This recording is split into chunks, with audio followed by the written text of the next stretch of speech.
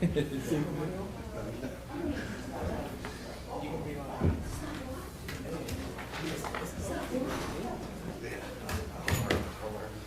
up, buddy?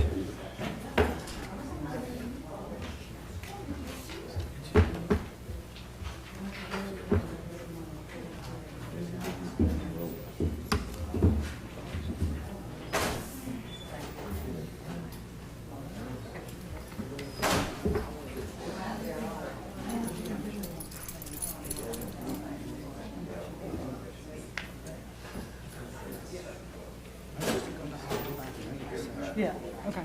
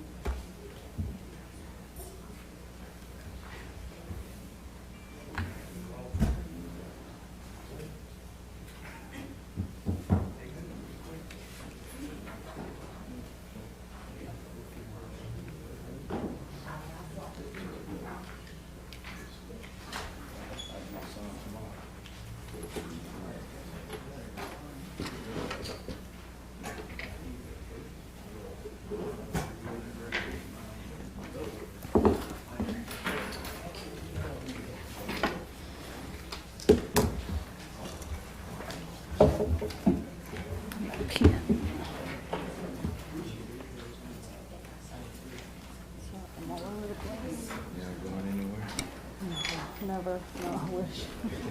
It says on vacation for July. I saw that little email came the other day where the conference we went to going to be in Salt Lake. Who is? Oh, the conference?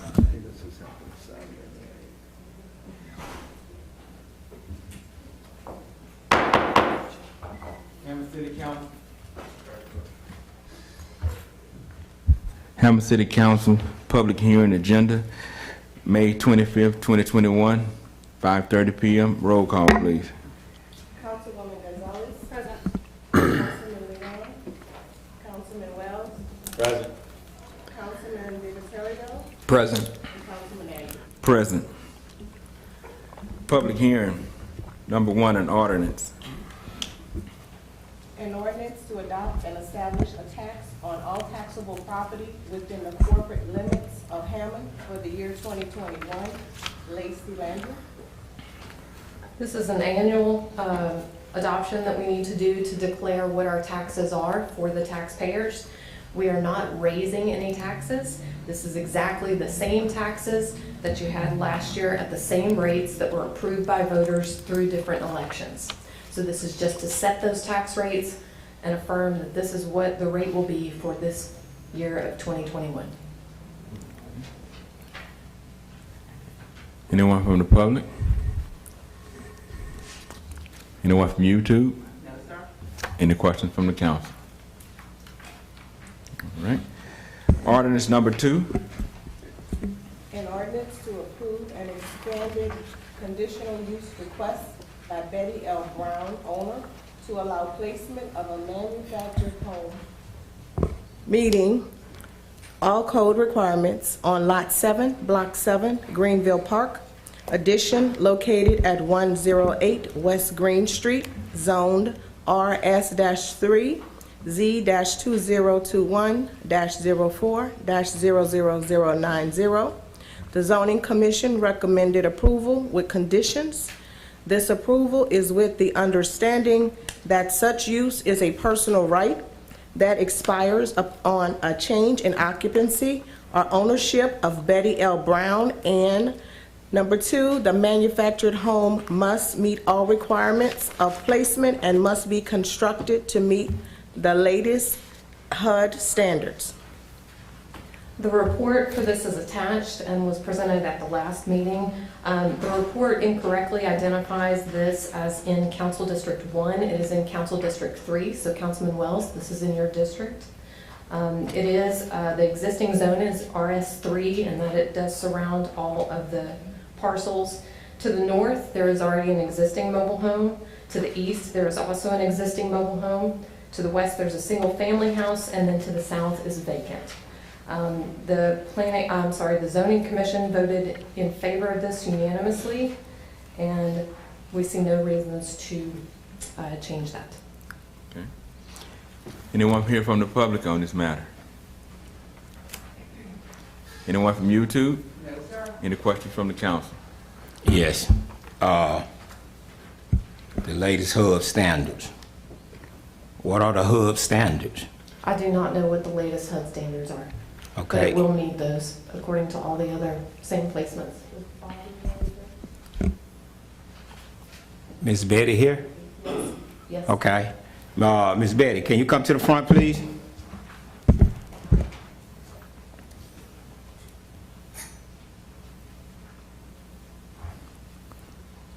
How you doing today? All right, I do.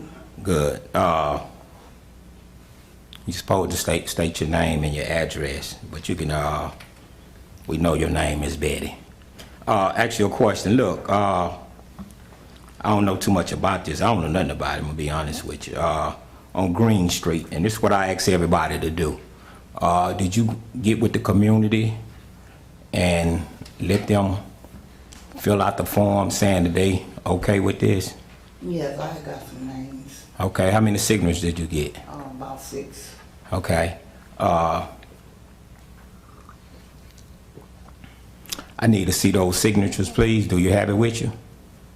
Yes. Okay. And the reason I say this is not zoned for trailers, and it's an honor, a pleasure for me to sit here and vote for anybody that want a home. But in the meantime, I want to make sure that the resident in that area or on that street is okay with it. So that's why I'm doing this. Well, they only have about 2 or 3 residents on that street.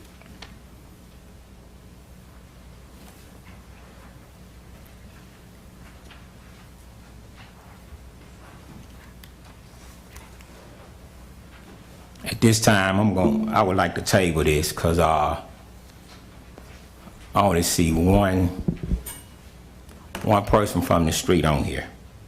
So, Well, they have 3 on that street.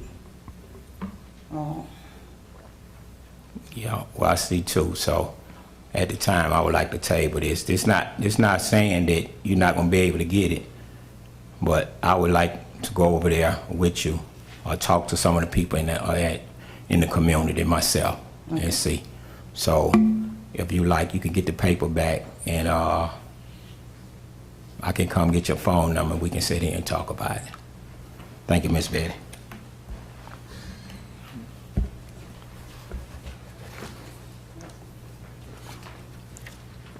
Just one more point of information. In your packet on, I think it's page 5, looks like an aerial with a pink area.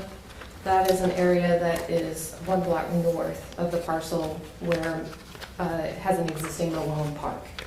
So just to reiterate, that's 1 block north, and then to the north parcel of this location, there is already an existing mobile home, and then to the east, there's already an existing mobile home, just so that everybody has the same information.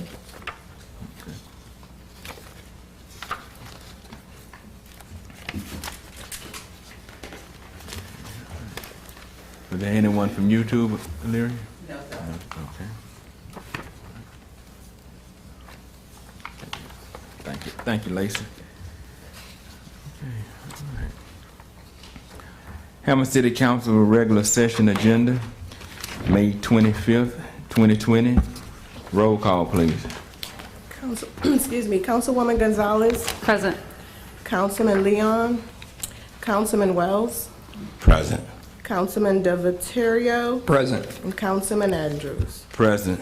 Before we get into our prayer, let's be respectful to each other, stay on task and on our focus for tonight. All right? But at this time, I'd like to call Pastor Berry up from St. James. He will lead us in our prayer on tonight.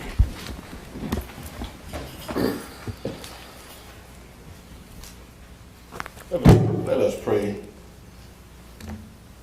Oh God, grant us a vision for our city, fair as she might be, a city of justice where none shall prey on others, a city of plenty where vice and poverty shall cease to fester, a city of brotherhood where all succeed, shall be found on service, honor, and shall be given nobleness alone, a city of peace where rest will not force, but on the love of all the city.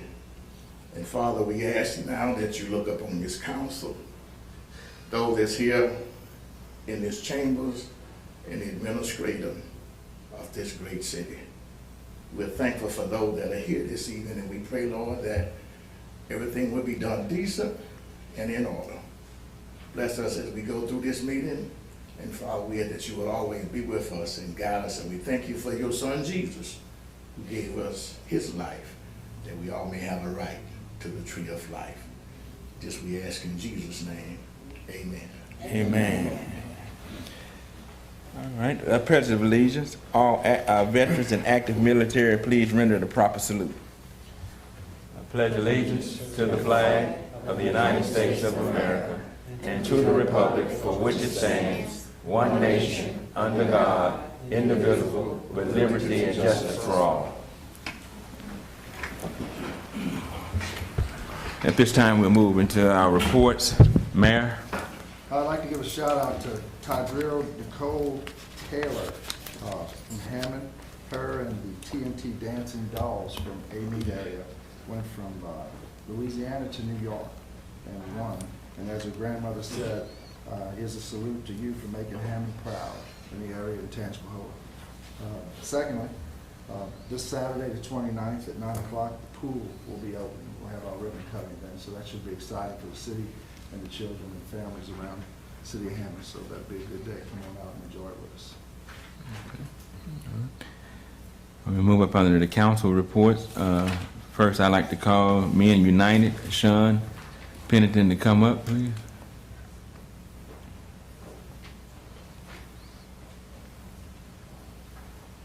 Hello to everyone. My name is Sean Pennington, Hammond, Louisiana, 11515 Wellington Lane. Here today to ask the council for Men United is moving to bring baseball and adult recreational softball back to the city. Since it has moved from Clark Park to Chapel, the fees for each team has pretty much doubled, which has basically killed adult softball. And we actually moved to bring youth baseball back. And we're asking for Z-Mary Park to use all 3 parks for all age groups. We have the allegiance of Richard Soley, which is the state director for the United States Specialty Sports Association, which there's the sanction we will fall under. We're also asking that we use Martin Luther King Park and Clark Park on every other Sunday or every Sunday rotating the parks to actually have just a free play for kids, the people in the community, and adults. Firstly, we want to thank the police department. They actually came out to Martin Luther King Park this past Sunday. A couple of officers patrolled on foot, and they actually was throwing the ball with the kids, interacting with the crowd. No mishaps, no misunderstandings, pretty smooth day. I would probably say about 200 to 300 people was out present for the event. We probably had about 8 or 9 gazebos set up to where people were boiling, barbecuing, grilling. Overall, a good experience for that day. And we just want to move to bring baseball back to this community because right now it is pretty much non-existent at Chapel. there is a program, but we understand that there's fees associated with everything. One kid right now to play T-ball is $88 At Chapel Hill or in Hammond? at Chapel Hill and Hammond. And we want to make that more accessible for more of the inner city kids.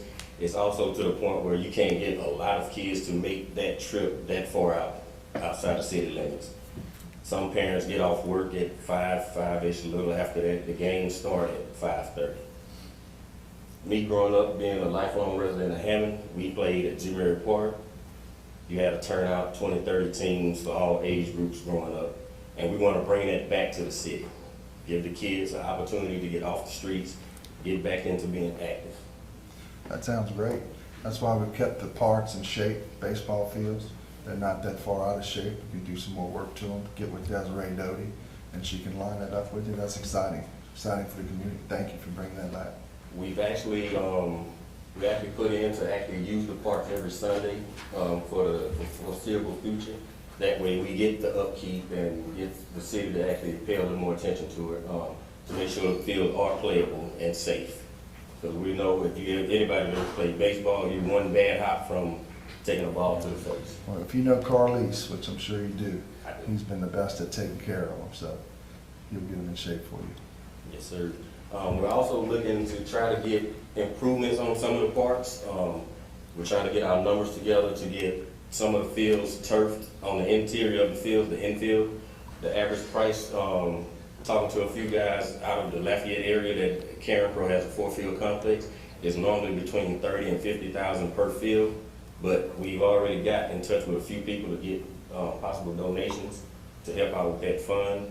Also, along with us using Zimmer Park for the recreation of the kids to bring the baseball back, we asked that the city pay for the lights, and we can possibly bring concessions back to actually offset the cost of paying for umpires and some of the upkeep of the parks. So we're trying to actually bring it back, make it something good for the kids. And on the back end, we will have adult softball as well, so that's gonna bring back a nice part of the community, because my days playing softball when I was younger at Clark Park, you had 10, 12, 15 adult teams, co-ed and men. It actually had a recreational division and competitive. So we want to bring that back to give adults something to do as well to stay active and to get the kids off the street, to make it a better community for everybody all the way around. Softball teams will be weeknights like they used to be. Weeknights, exactly like they were. We're still aiming at the same format. If we can get enough co-ed teams, they will play on Mondays, and the men's rec and competitive will play Tuesday, Wednesday, Thursday. Saturdays, we do a lot of competitive ball. Men United, we do have a team. We travel, we've been to Mississippi, Alabama, parts of Louisiana. There's competitive tournaments everywhere. We're trying to get the younger kids that have played baseball that didn't go as far as they would like to actually come out and keep it going. We played against the likes of former collegiate players, pro players on Saturdays with competitive ball, and we would like to see that keep going and a few more people out of the Hammond area to keep that going. Thank you. Mr. Shaw, I ask you a question. Look, did you get with Desiree on this here? I spoke with her to get this going right here. We have other members of Men United that have spoken with Desiree about the same thing, keeping the fields groomed, neat, so they're playable. So she does know about some of it, not the full extent of it. Yeah, because the reason I asked it, somebody came up to me today about doing an activity in the park, and I just wanted to know, and that's why I sit there and say, we had the rules and regulations, everybody will know what to do. Instead of having the rules in their head and making up the rules as they go. So I truly appreciate what y'all doing, because what's going on, our neighborhoods are lacking this leadership in our community. And I guess that's why so many people don't want to stray now, because we don't have that mentor no more in the community. So I want to tell you myself personally, thank you for everything that y'all trying to do, and anything I can do, call on me and I will do everything I can. Hi, I'm Brian Henry, 115 East David Drive. I'm the president of Men United, and I just come up here to address the bond question as far as us being in contact with Desiree. everything that we do and we try to do, we go through proper protocol with the city, fill out the proper paperwork, things of that nature. She know about the field. Last year with the pandemic, we got issues with the lights, and I think it's the guy named Mr. Noto, the guy that's over maintenance or whatever, and he told us we have to have a 10-day dry out, and we've been waiting on lights for like a year now. We spoke to Councilman Andrews about it, and we just need to get the maintenance on the field. Whereas like Sean said, we got sponsors and things of that nature, and a lot of stuff we gonna do ourselves. We just trying to bring back what we grew up. All of us grew up in there. Most of Men United, we grew up in that area, as Devon and Kip knows. So we just trying to bring something back. We just need the city support for the maintenance on the field. That's the most important thing. We have insurance and everything of that nature. Our insurance is on file with Desiree, and so we just trying to get the ball moving. We've been very patient. We're not trying to step on any toes. We're just trying to find a better way of life for our kids and for us. So in the process, the maintenance man, in which that's something that I guess the mayor and Desiree have to address. But you say it's been going on a year that y'all been trying to get the lights fixed. Yes, we did a walkthrough with him last summer, and actually did a walkthrough with him twice. And his guys went up there and they said that it's mainly the bulbs, and he said before he can get that truck, it's a two-ton truck, and he said that every time it rains, It's hard to it get up starts in the there. process, the 10-day process all over again. Well- And all of us know that we ain't gonna never get 10 days of no rain in Hammond. Well, last year was COVID. We'll take care of that. Don't worry about that. All right, thank you. And Yeah. Clark, I'm sorry, Devon. I didn't- Go on, go. It ain't gonna happen no more tonight, though. Go on, go. No, please finish your statement. Go on, go.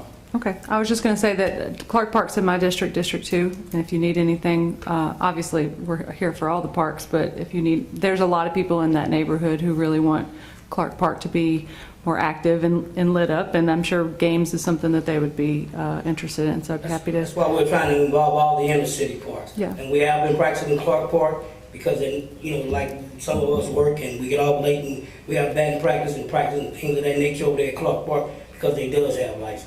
We just want to use all the parks that are available because, like you said, we are doing things for kids. We want to bring adult softball back, and we just want the parks to have, just the upkeep on the parks. Is the fence in Zumari Park, it's further back than Clark Park, isn't it? For like softball, you know how we get it over the fence pretty often? Yes, but they always have a, Try to have softball in Zumari? yeah, they always had another fence that we always brought out to shorten it for softball. It's a little fence they used to put up and take down. Well, we hit it over it in Clark, that fence that's there. I was just wondering if y'all wanted to use Zumari for softball as well, since the fence was set back a little further. Just a thought.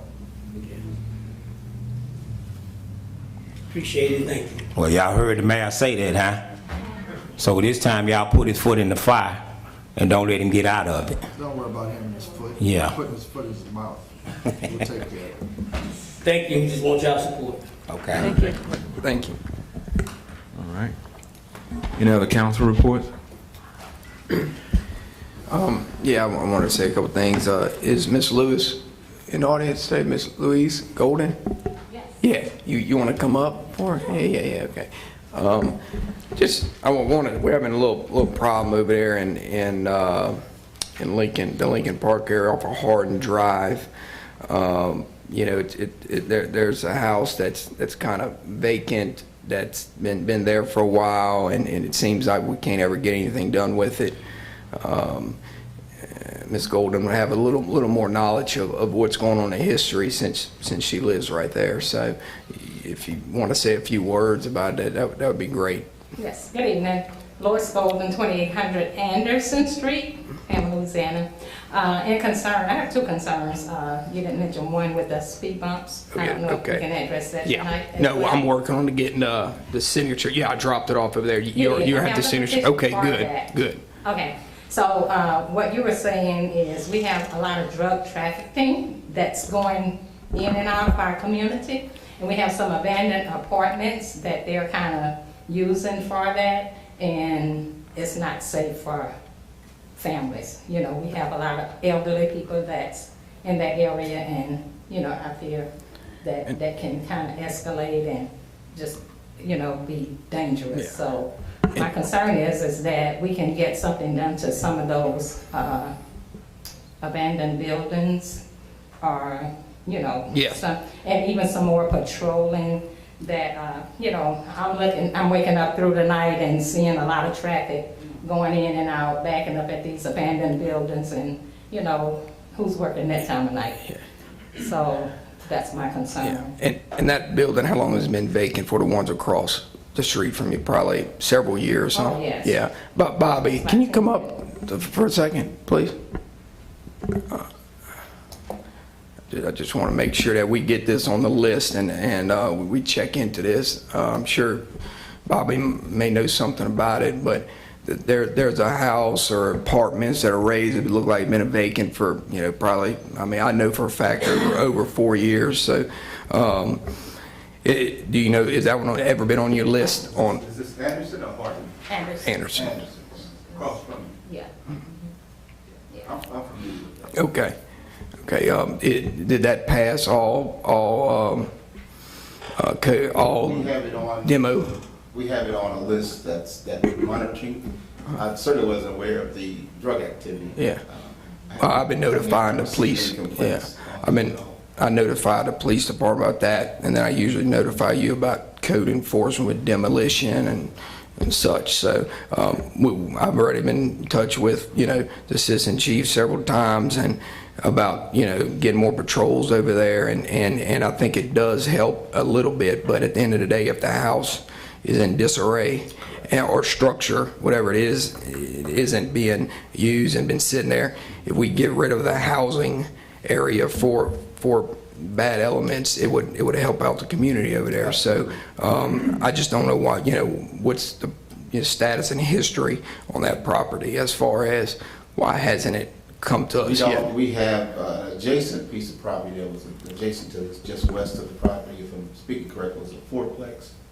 Yes. It's been secure and boarded up for quite some time. So there were no loitering nor activity of such, to my knowledge. So it wasn't a priority because of the structural integrity of the building. But I'll revisit it to see if it qualifies. Yeah, that'd be good if we can get an actual, like, detailed inspection on it to kind of see, you know, where we're at, because I mean, the lights probably haven't been on, or water probably haven't been supplied to that property for a long time. So, yeah, I would like to put that on your list of, you know, a priority to try to kind of check into on that. And then along with a bunch of tires, the tires still piled up on Hardin Drive coming into the neighborhood. Yeah, the tires and that camper shed, you know, on Hardin Drive, that's been there for several years. I met with you about that several times. The little camper that's been working outside the house, that's been sitting there vacant, same condition for several years too, that I get calls on. And I've talked with you about it before, and just want to, you know, follow back up on that issue, see where we're at on that, if citations or any kind of notice been sent out to the. I don't recall the camper being there for several years, but I know the gentleman was repairing the house for quite some time. Mm-hmm. So there are 2 campers now. Yeah, 2. Ms. Golden, it's been, I mean, you live back there, it's been there quite some time, right? That camper. Okay, yeah. Okay, now they're up to 2. So, Are they livable? No. It's just being pulled there in front of the other house that's been, yes. That's been repaired. Yeah. This is what I prefer, if you all would, what you're doing with like the Leader Drive and other drives that you're complaining about. If I can get an email on it, certainly would be easier for us to know that it's something that you're concerned about. well, I mean, I send emails a lot of times. Sometimes you know, the communication, you know, I don't want to go back and forth with you on it, but sometimes the communication process isn't the best. You know, I emailed, you know, I called you this morning, and I emailed and I sent to Lacey to give me an update on that lighter to Susan, Richardson property. So, I figured, this would be a good way to have everybody here to where we figure out where we're at, because, it gets exhausting sometimes talking about the same issues for 2.5 years.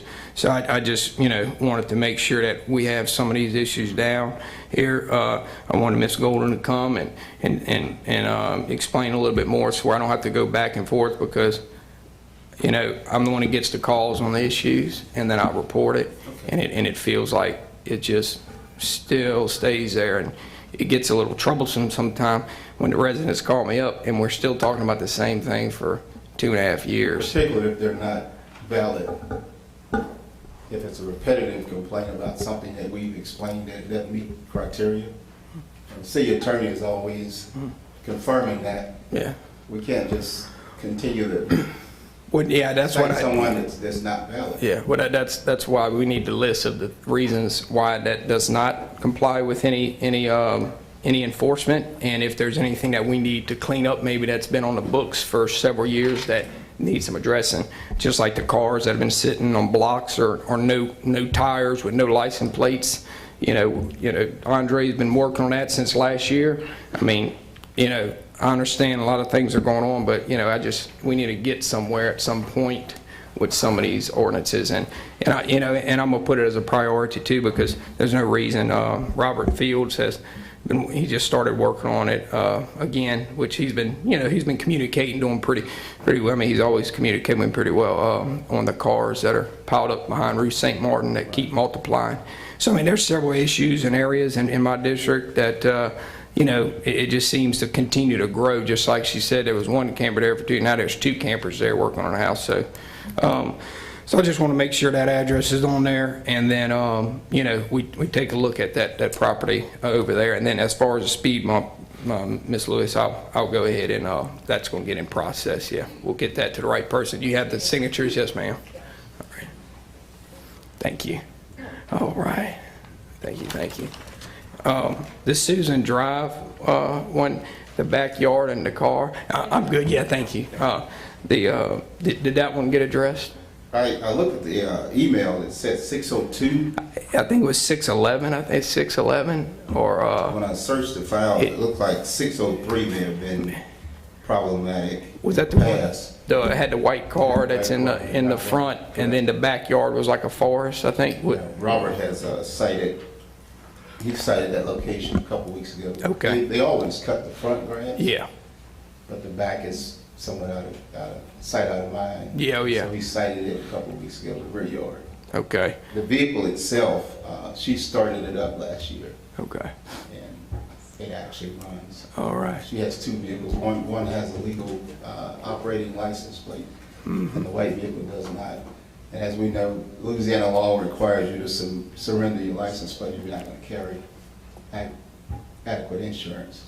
Okay. She deal with the white vehicle. All right. So yeah, the backyard has been addressed, I guess, and cited. Okay. All right. And I'll update on that one as far as same situation with the vehicle sitting in the driveway. Okay. All right. We still need to get that addressed with the ordinance, or. And we're working on that with Andre. Well, where are you at with the number of cars? Were you going to edit? I know we were talking about the abandoned cars. That's got to go back to planning and zoning, because that Okay. requires a change to the UDC. And I've communicated that to Tracy, and I'll follow up with Heather on that. All right, that'll be good. And then Richardson, the camper with the built roof around the top of it permanently. We've addressed it with the owner. We were still, when you and Andre and I, all 3 of us met, our concern was whether or not it actually qualified as consistent with what's considered as a 5th wheel or city trailer. Okay. And so that's where the discrepancy is. But it is parked on a designated parking paved spot. I think with the same thing he's talking about in terms of the boats and what's being submitted to the zoning board, that'll probably be addressed as well. Is somebody living in there though? That was a question. We checked, it's not. Okay. No utilities connected to it. Okay, that was the reports that were being told to me, so that's why I wanted to make sure if they had a camper living outside of the front of the house. I can't say that they're not living in it. I can say that they don't have utilities to it. Okay. Okay. Because you don't know what anybody's doing after hours or on weekends. All right. Yeah, those are my code enforcement issues right there. So I appreciate it. Thank you, Bobby. Yeah, thank you. All right. And is Miss Paula Wells out here tonight? No, I don't think so. Betty Cole? All right, sounds good. Just another little issue I was having with sound violation ordinances. I think we have a sound ordinance for loud music and exhaust. I'm getting a lot of complaints in the Rosewood area with loud music playing and continuous. And I don't know if we have any tickets being written for loud music playing. I don't know if can we get some stats on that, Lacey? Do they write tickets for loud music playing over a certain decibel?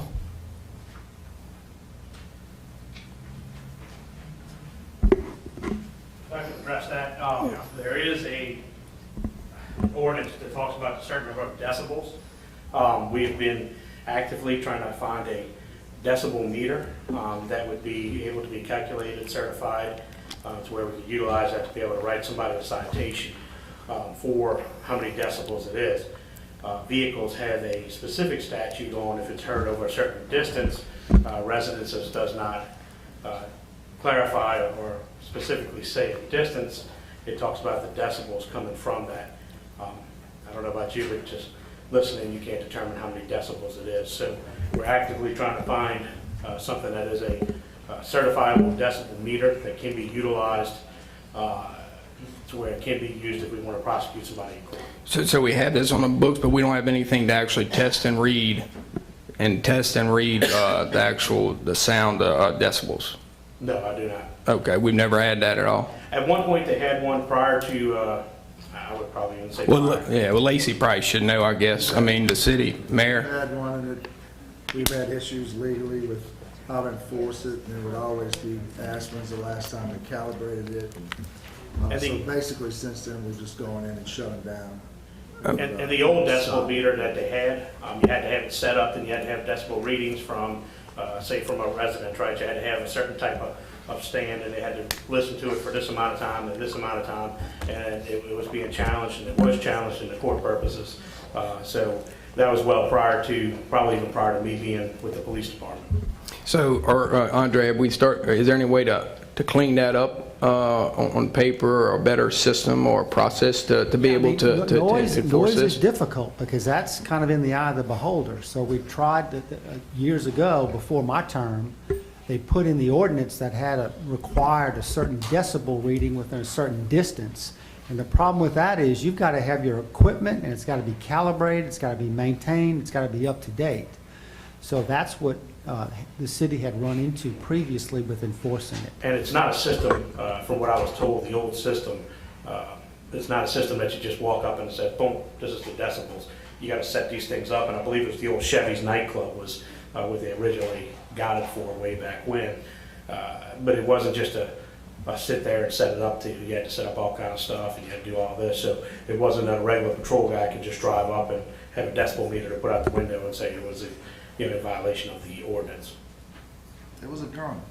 So you shot it, and you were a certain distance from them. But it's still, you had to have other things that were set up, and you had to get a baseline, you had to do, it was just a whole bunch of things that went through it. We actually, the mayor and I discussed it in reference to another case, and went back to some of the older guys with the department, the assistant chief and a couple of captains that were here prior to that.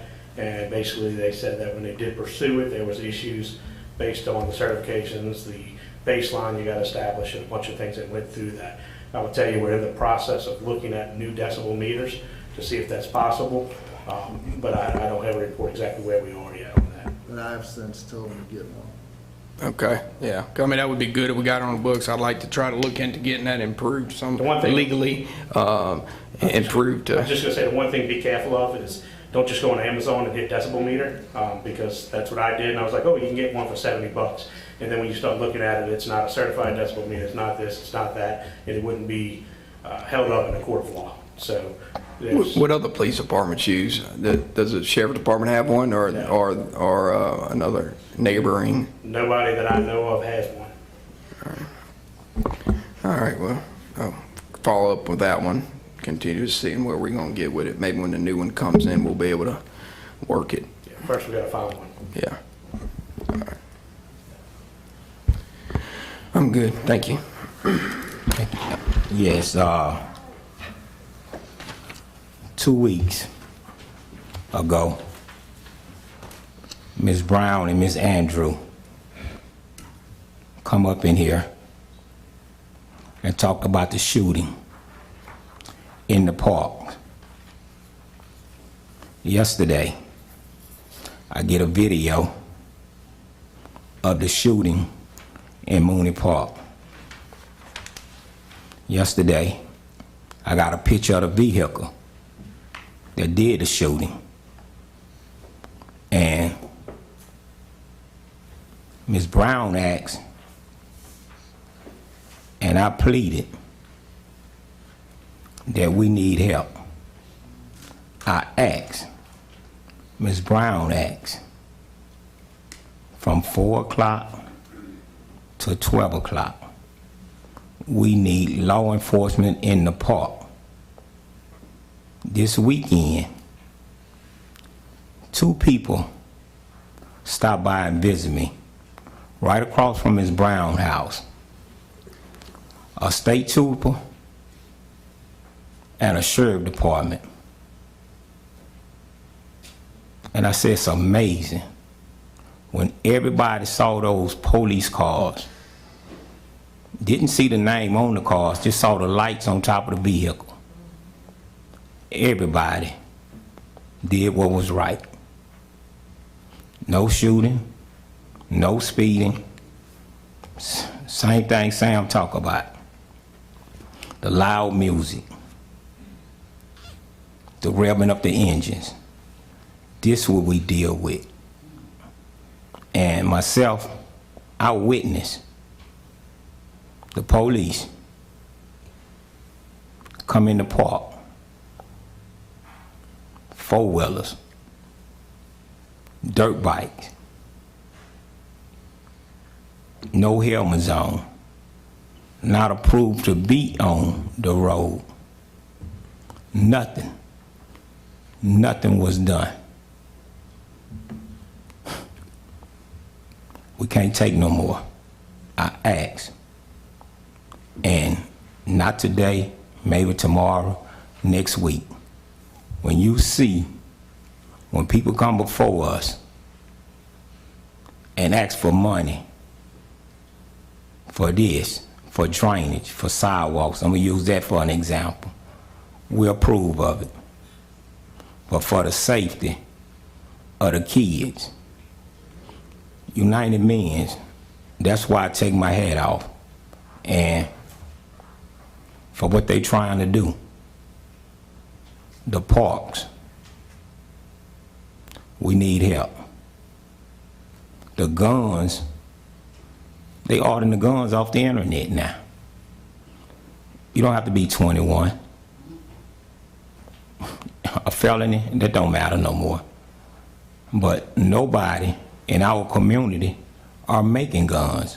Where the guns are coming from. We need help. And I don't know what else to say.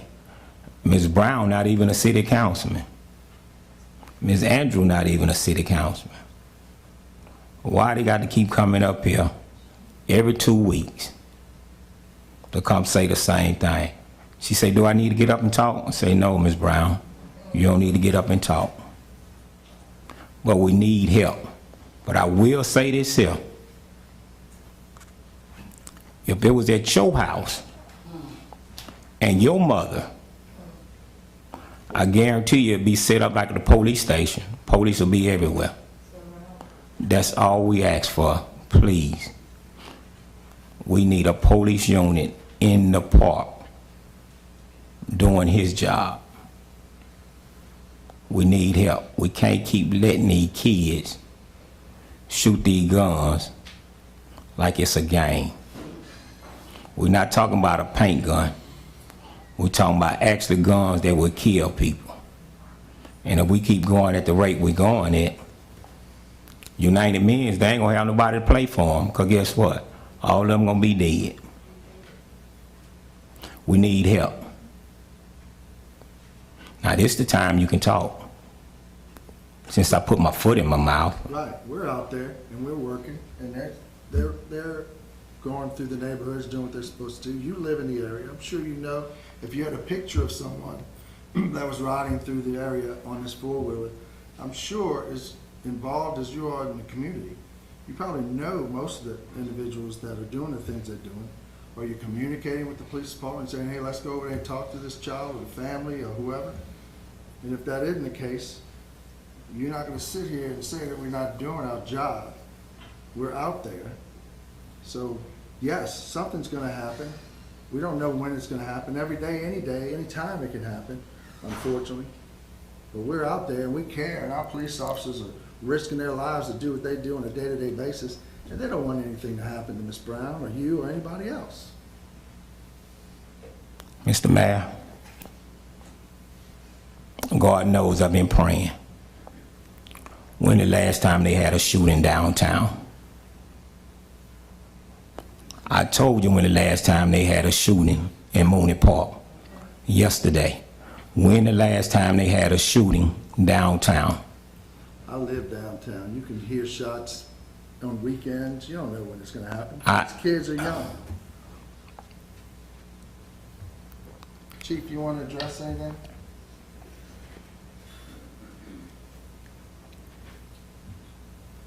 We have been towing four-wheelers and dirt bikes that have been on the streets. Our officers have been patrolling, and we've increased patrolling through the Safe Neighborhood Initiative. I will tell you that unfortunately we are down personnel right now. We're down 10 people, so to say that I'm gonna be able to sit somebody every single day, all day long in a certain corner is probably not gonna happen. But I will guarantee you that we do patrol those areas. Mark Hampton, one of our sergeants, was in the back of the park when something was occurring in the front of the park. Just because you have a police officer, that doesn't mean it's going to stop everything. I will tell you that we work hard, we do our jobs, and for somebody to make an accusation that we don't, it's unfair and pretty biased, because we do work hard. It's not the police officer's fault that we're having shootings in the neighborhoods, but it is a community problem. It's a police problem, it's an everybody problem. So if at any point you would like to work together to try to solve these problems, if you know some of these people that are on four-wheelers, please let us know. We will do what we can to talk to the families. We're towing them. They're getting them out of the tow yard, and they're right back on them again. Just recently, we had 2 8 or 9-year-olds in Jackson Park on a four-wheeler in the back. We were able to get over there. We found a four-wheeler, but we couldn't find the kids that were there. So we have towed many. We've made many arrests. What did you do with those four-wheelers? They get towed to the tow yard. Okay, so there's record of all the towing? Anytime we tow a vehicle, there is a record log, yes. Okay, all right. So we do tow vehicles, we tow, four-wheelers when we do see them, and we do patrols in the neighborhoods. Look, I'm sorry that there has been some shootings in your neighborhood. I will tell you that if you have the video of the Mooney Avenue thing, I'd love to see it. I don't know if that's been provided to our detectives as of yet, but I would definitely mention that to them. Sound good. Like always, when we come up here, we have these meetings, and people say things to make it sound good. I'm not looking for no trophy. I'm not looking for no pat on the back. Only thing I look for is a safe community for the ones in the district. I asked again, when the last time a shooting took place downtown? That was the question. I can tell you, yesterday was the last time a shooting took place in Mooney Park. I'm not saying in Ponchatoula, Tickfaw. I said Mooney Park. It's not a big area, and we all know, law enforcement know everywhere they sell drugs. Law enforcement know everywhere where the hot spots are in every district. I just ask for the law enforcement to be where the hot spots are in the district. That's all I ask for. Thank you, Chief.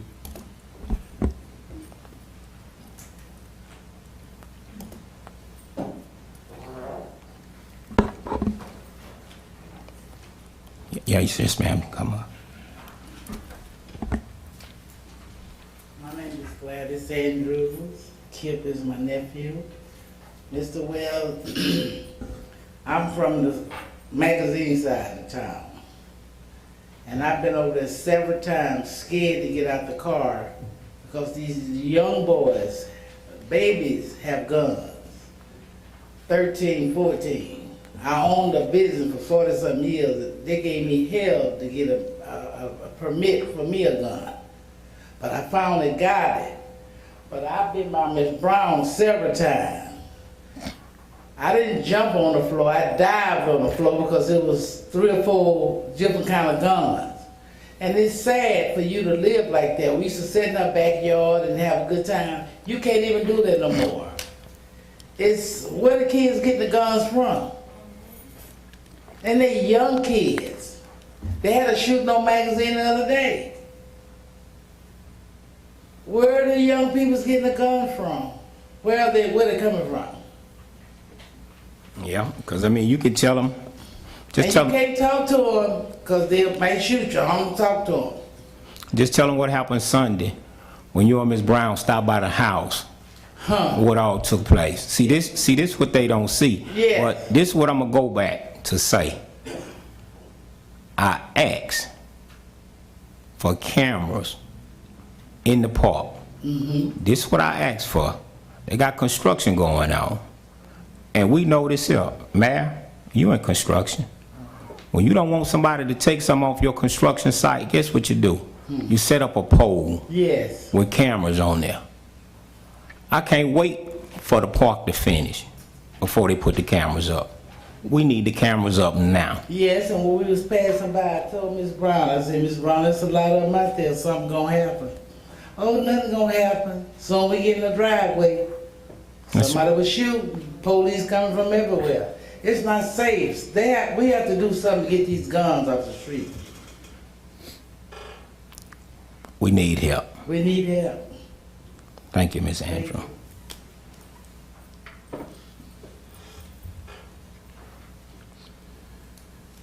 Any other council reports?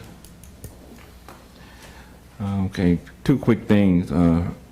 Andre, could you give me an update on the spur?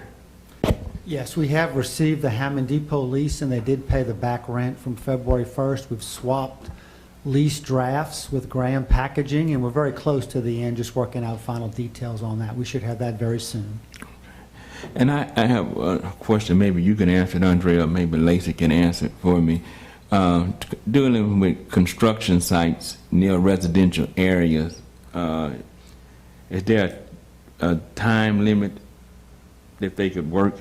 I've been receiving phone calls from my constituents in Oak Ridge due to the fact of them doing construction on the Medline site starting at 4:30 in the morning. It's a lot of noise out there. I received several phone calls. Actually, I got one this morning on my way coming in. And they don't mind them working during the regular hours, but making that noise so early in the morning.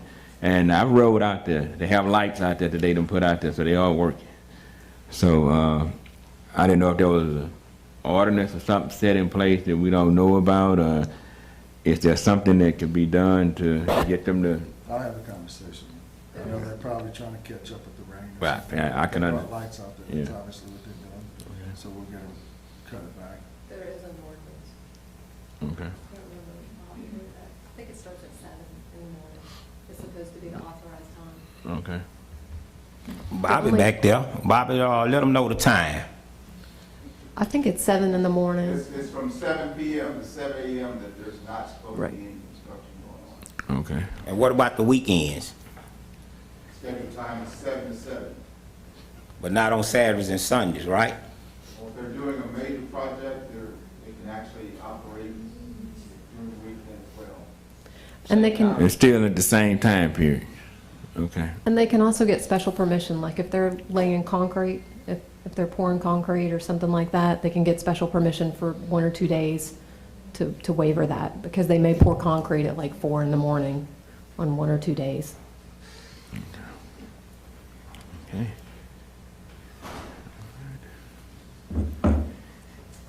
Okay. I just texted. Okay. 7-7. All right.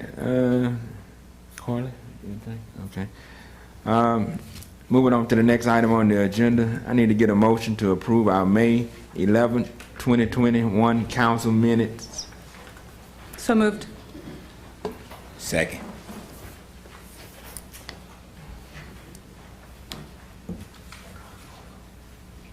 Oh, I'm sorry.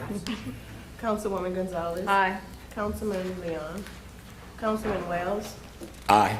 Councilman DiVittorio. And Councilman Andrews. Aye. I need a motion for our minutes of May 19th, 2020, our special meeting minutes. Make a motion to approve. Second. Councilwoman Gonzalez. Aye. Councilman Leon. Councilman Wells. Aye. Councilman DiVittorio. Aye. And Councilman Andrews. Aye. Next item on the agenda, resolutions, none. Old business, none. New business, resolution number 1. Number 1, a resolution to approve the fiscal year 2021-2022 non-municipal fire and police personnel holiday closing schedule for the city of Hammond. Jacqueline Broder.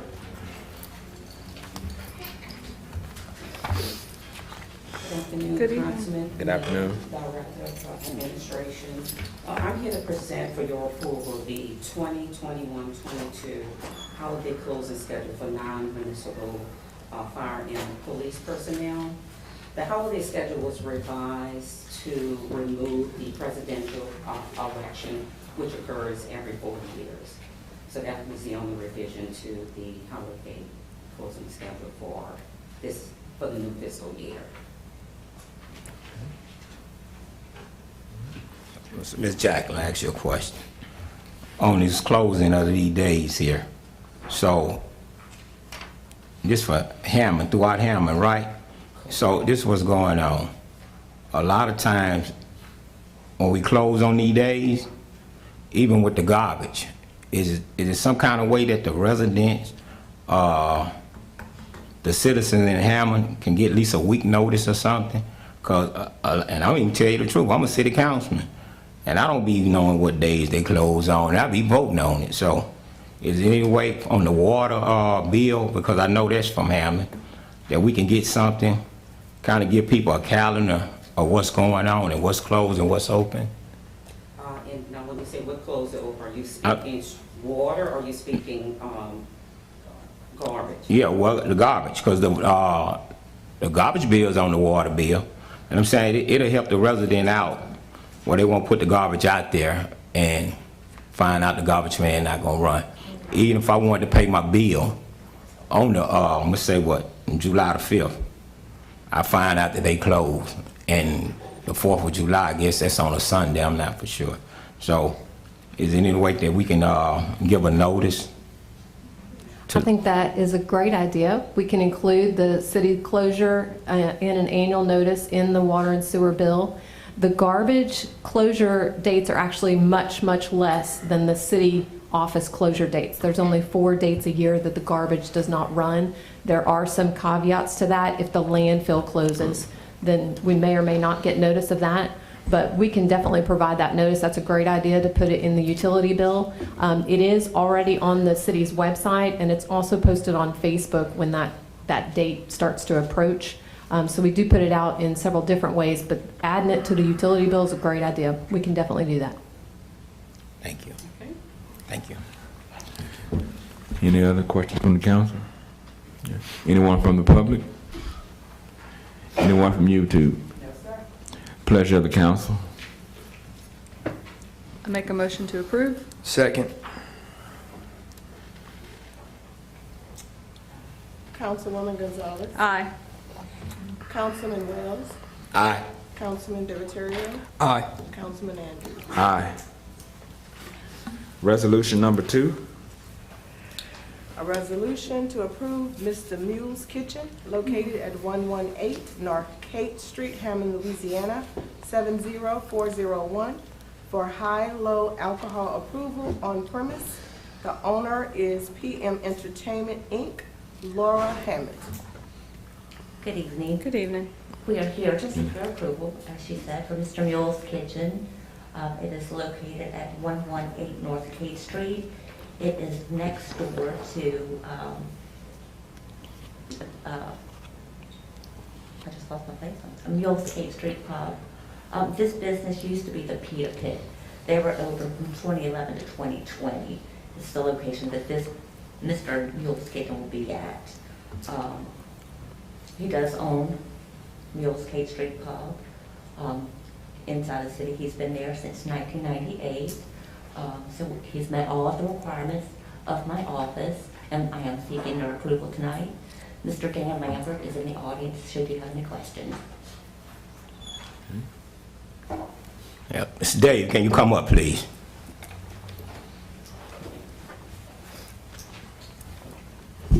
Hi, Dan Lambert, 116 North Kate Street. How you doing? Good, how are you? Good. So they got kitchen on here. What type of food you gonna be serving? I have New Orleans po' boys, seafood, and barbecue. And grilled oysters on the weekend. Okay. I can come there? No. Huh? I would prefer you did, not wearing that Tampa Bay or that Miami outfit. Okay. If you put on some Saints gear, you can come in. Okay. Represent Miami, I'm afraid you can't. Okay. All right. Thank you, Mr. Dave. And this is why I called you up here. And the city don't know that we had a little beef going on, a little static going on, you and I. And I'm gonna show you. This how I know how good my God is. Cause I prayed about this. And I'm not gonna tell no lie. If I take things in my own hands, I'm gonna mess up every time. So I'm gonna tell you this here. What you thought I was gonna do, you don't know my God. I wish you all the success in the world, and hopefully you have this establishment as long as you had the other one. Thank you, sir, for coming up here. No problem, and I think you do know my God, and I knew what you was gonna say. No, you don't know what I'm gonna say, cause guess what? What? I promise you, I don't be knowing what I'm gonna say. I don't, I ain't gonna lie. That's something I do believe, sir. Anyone else have a question? Thank you. Anyone else from the public? Anyone else from YouTube? Yes, sir. So you have to have on Saints gear? Total Saints gear. At least something black and gold. Black and gold. I mean, he's all out. All right. Anyone from YouTube?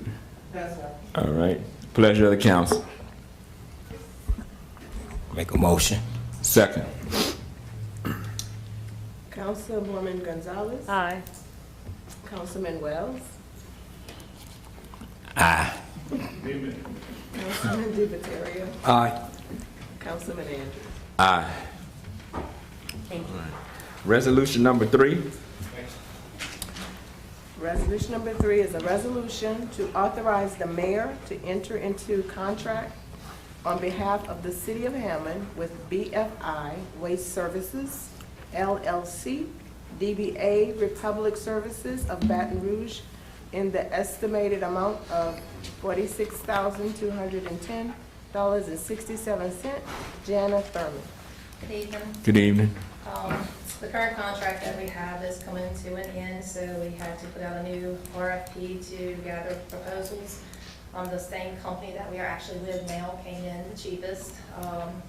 You'll see that I put estimated on there because the flat line that we have for proposals was $43,663.31. We're going to have a fluctuation of tonnage for our roll-off at 190. It's going to vary depending on how much they pick up for the dumps. So we went back over the last year and averaged out, the 2 times dumps per month, and we came up with the $46,210.67 for the total contract this year. This is the dumpsters all citywide, right? Just for the dumpsters, right? Or city building? City building and dumpsters, and I think we have 2 behind Kate Street, I think we call it Kate Street Alley in Morrison. That's what I'm saying. Okay. I wanted to ask, what's the deal as far as whenever, this is not a question to you, but whenever mattresses and stacked up, piled up trash or along the dumpsters, there's obviously the guy picking the dumpster up isn't going to get out the truck and pick it up. But is there anything that can be worked in that contract that can, have some kind of a fee that you can call them out to where they can come out and pick up the mattresses around the dumpsters that may get piled up, instead of having to have the city or somebody run out there or put a work order in to call to come out there? Has anybody discussed that with them before? I'm having a little bit of that trouble at Rue St. Martin, and it's working out great as far as cleanliness, about being in the back. Definitely has done a lot of improvements in that area, but now we're having a problem in the back. And so I just wanted to, is that how we want to have it, to where the city comes out there and just comes and picks it up and does away with it? That's the easiest route to do, or is there a better route to work out with that company whenever you negotiate a contract with them? Like you said, the drivers aren't going to pick it up. Robert Morgan at times would get other ways. Oh, no, he does. To get them up, and if not, we go in.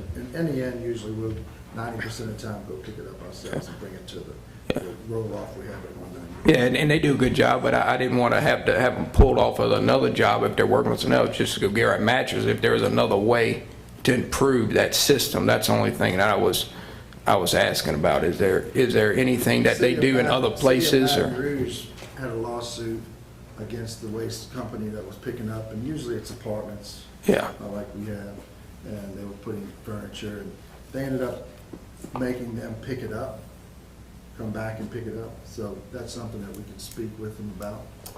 But in general, we don't like it sitting out there that long, and if it takes more than a day, we go handle it ourselves just to keep the city looking as good as we can. I know you had a lot of problems over there, and so do most apartments, Daryl Smith's apartments. I see right now, end of the semesters, people don't want to pick up their furniture. Well, yeah, I mean, there's been a mattress right here downtown. I don't even think it was Daryl Smith. I think it was right next door, and he don't own those. And the mattress laying right there by the park for probably a month and a half, and it right there by Kate Square Park, the little apartments on the corner right there. That's the ones right next to the ones been remodeled that Daryl Smith owns. The one right there, that mattress was laying outside that dumpster forever. Which, I mean, everybody probably saw it. So I mean, that's one of the problems there. I mean, if I don't know why that wasn't taken care of, but it wasn't. Anyways, that's all I was getting at. I mean, I think it might have been, even if it was so many trips, special trips or something that they would do or whatever. I mean, that's all I was asking about. I mean, we can get the city, but. Robert, come on up, please.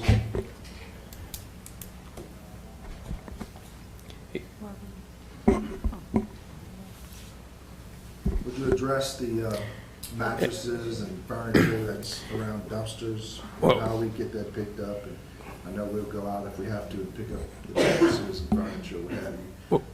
Sam was asking if we can get the companies to include it in contracts so where they would come back. We know the dumpster guy that's picking up and dumping it.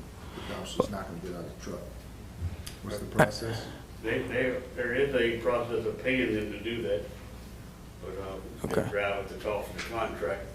Easiest thing to do is either call us and have the city take care of it, or the tenants, the owner of the building, have their tenants, they'll put them in the dumpster if they can. Yeah, and you've done a wonderful job on that. You've done it in the past for me, but I was just trying to improve the system. If it gets laid out there and it gets soaking wet for a week, then you got to go pick up a soaking wet mattress. So I just didn't know. I mean, if it's a significant amount difference of the contract, absolutely, but I mean, they pick up the mattresses by the road. So I mean, The rear load pickup is totally different. Oh, Two different companies. yeah. And that's what I'm getting at. If it's Republic for the dumpsters and it's Waste Management for the other And waste. I mean, Pick up and Republic has, I guess, the contract moving forward. yeah.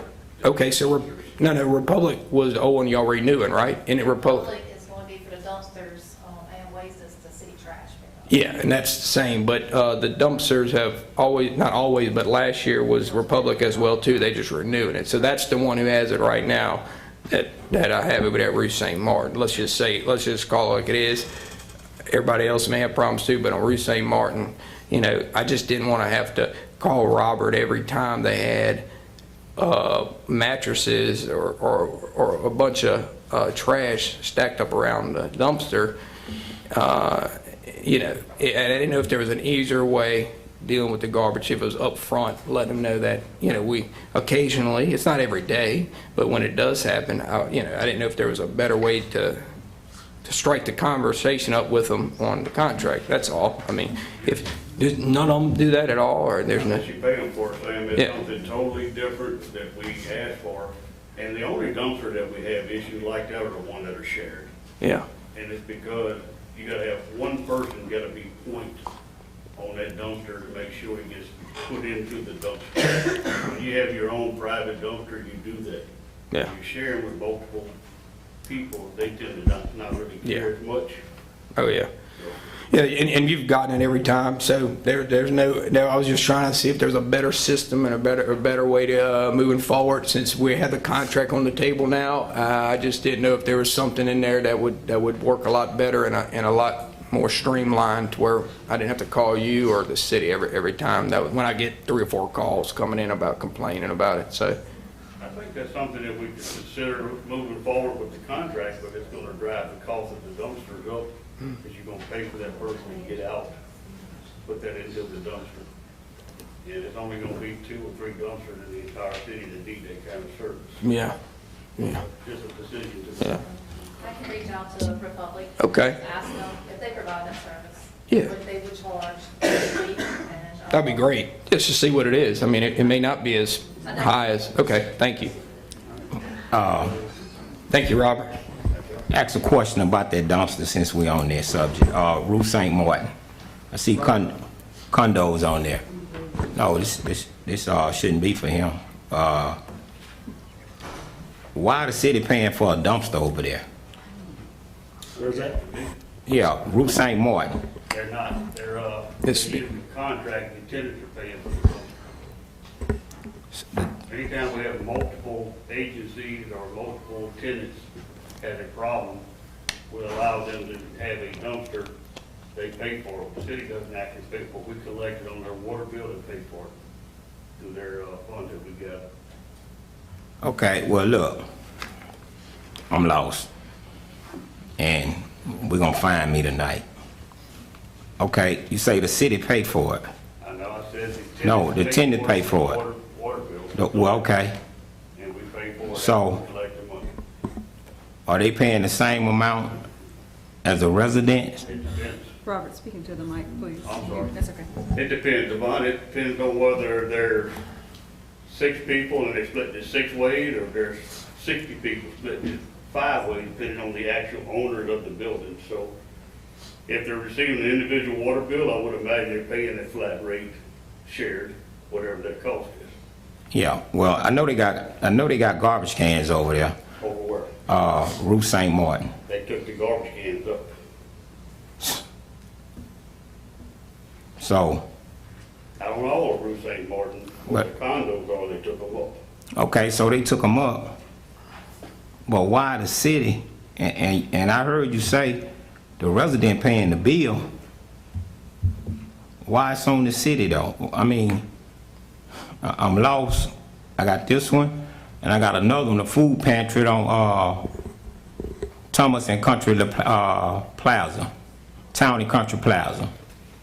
The food pantry. What's going on with this here dumpster also? I know you don't know. Well, I mean, it's been like that for a long time. I don't know the answer why it started. It's been like that. We take care of a couple other locations that are shared dumpsters, not just the one at the condo or food bank. And the reason I'm asking,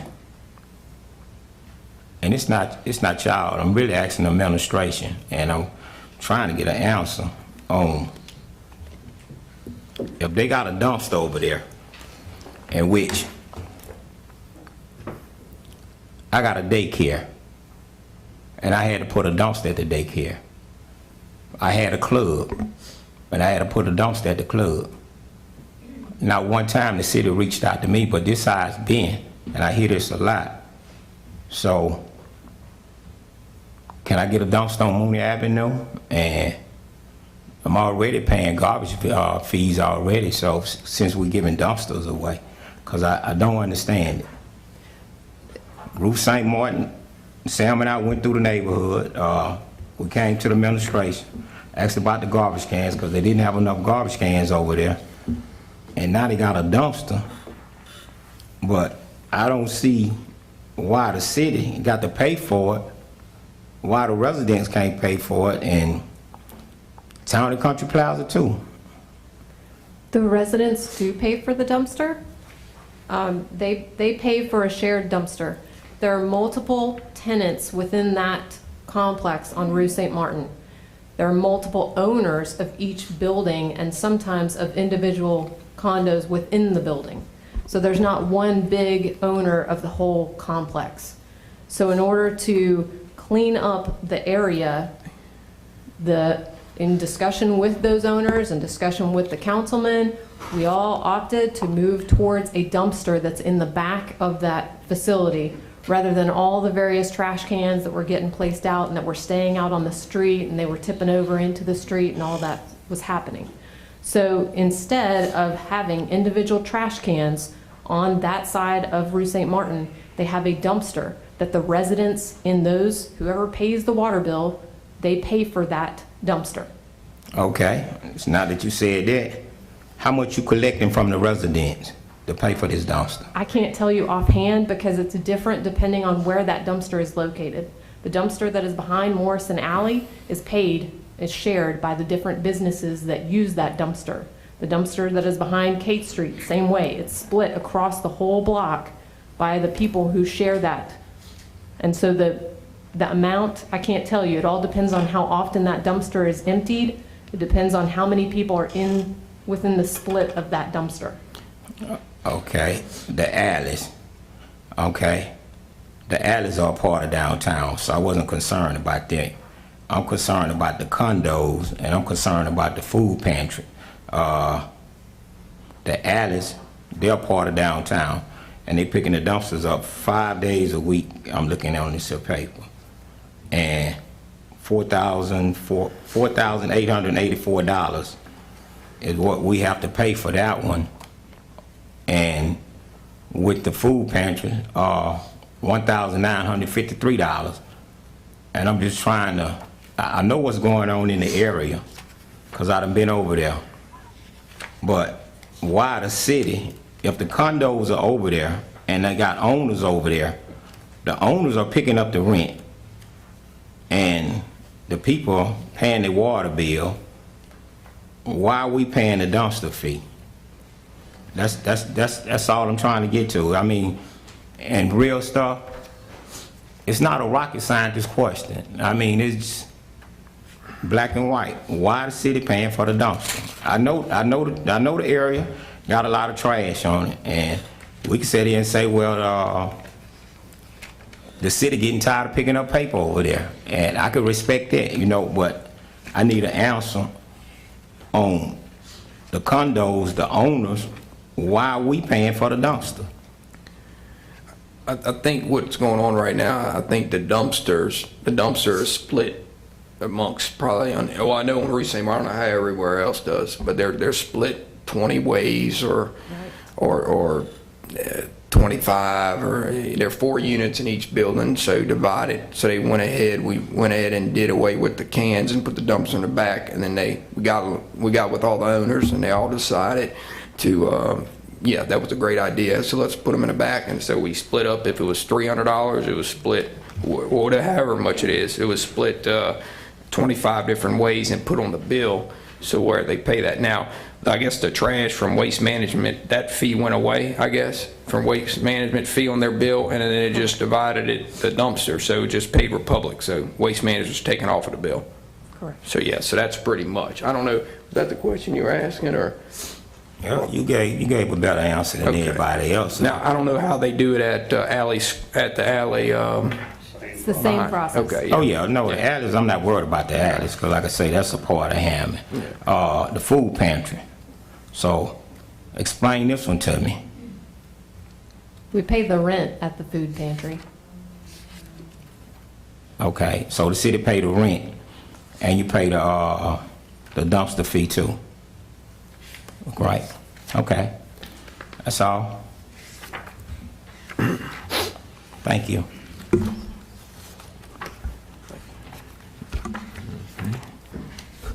Anyone from the public? Anyone from YouTube? Yes, sir. First, Mayor, if you could speak into your mic when you answer questions, they're having a problem hearing on YouTube. And we have one constituent, Jack Stevens, of 48256 Scott Drive. His question is, shouldn't code enforcement fine landlords that leave trash scattered on their properties? This is the answer. Anyone. Bobby, you want to step up? Sure, I mean, I'm a property owner myself. I think Devon is as well. We keep our properties up. When people don't keep it up, that's when Bobby steps in and starts this process of trying to get landlords to do what we're supposed to do. Exactly, Mayor. If it's, what happens with multiple dumpster issues and complexes, if they're not in this situation where the city makes it more feasible for them to pay like that, we individually cite them where they have dumpster overflowing, and we cite quite a few all the time. Generally, we have a turnover rate of 2 days, and the problem goes away, but it's replaced. What's the fee on that? Is there a fee attached, or are you just writing notes? It's based on, we do a 48-hour notice. It's based on the volume of trash and what a contractor will charge to remove it and dispose of it. So they have 48 hours to get it removed? Correct. Okay. And that's by ordinance. Generally, once we get the call and the citation is issued, it's cleared up in 24 hours. It says thank you. Okay, any other questions from the council? Pleasure of the council. Make a motion to approve. Second. Councilwoman Gonzalez. Aye. Councilman Wells. No. Councilman DiMaterio. Aye. And Councilman Andrews. Aye. Thank you, Jenna. You're welcome. Resolution number 4. Number 4 is a resolution, one, supporting the submission of a $14,800 grant application to the Patrick Leahy Bulletproof Vest Partnership to purchase new and replacement body armor for Hammond police officers. And number 2, supporting a cash match of $7,400 for the Hammond Police Department. Charles Marshers. Good evening. This Good is evening. one that we previously brought to the council about once a year we have an opportunity to apply for funding through this program to offset the cost of bulletproof vests for our officers. The program requires us to forecast out 2 years, and so the application for 14 will include the match from the police department and allow us to purchase about 20 vests over that period. Just, you say 20? 20.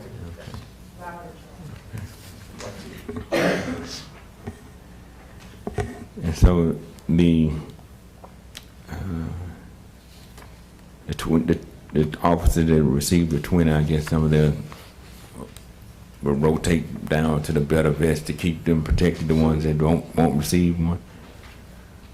So the distribution of bulletproof vests, it's a 5-year lifespan, as I know you probably know, on a bulletproof vest.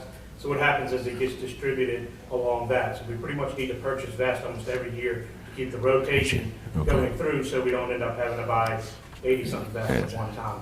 Okay. Just want to make sure everybody's covered, protected real good. That's all. Yeah. Okay. Anyone else from the public? Anyone from YouTube? No, sir. Pleasure of the council. Make a motion to approve. Second. Councilwoman Gonzalez. Aye. Councilman Wells. Councilman Deveterio. Yes. And Councilman Andrews. Aye. Thank you, You're welcome, Charles. Charles. Resolution number 5. Resolution number 5. Hold on one second. What do you need, huh? Resolution number 5, a resolution authorizing the purchase of a generator for ARCO for a cost of $37,970.84 under state contract number 4400013651, and authorizing the expenditure of up to $80,000 allocated in the FY 2021 budget for the installation of a generator for City Hall and the council chambers. Lacey Landry. This is very similar to the resolution that we brought to the last meeting when we were speaking about 2 generators to be installed at the Recreation Center. This is under the same contract. The contract is approaching its expiration. We do anticipate a higher price, so we do recommend approving this tonight.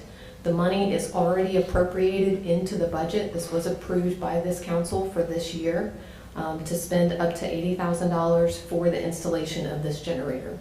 It will power up City Hall and the council chambers, so that's an improvement because we've actually never had the council chambers on a generator. So this will be a great upgrade for the city. I emailed you a while back. I don't know if I copied you to it. I know I emailed Charles. The grants, I know I sent a lady a contact. Did y'all ever follow up with her? I think he said he called once. I don't think he got in touch with her.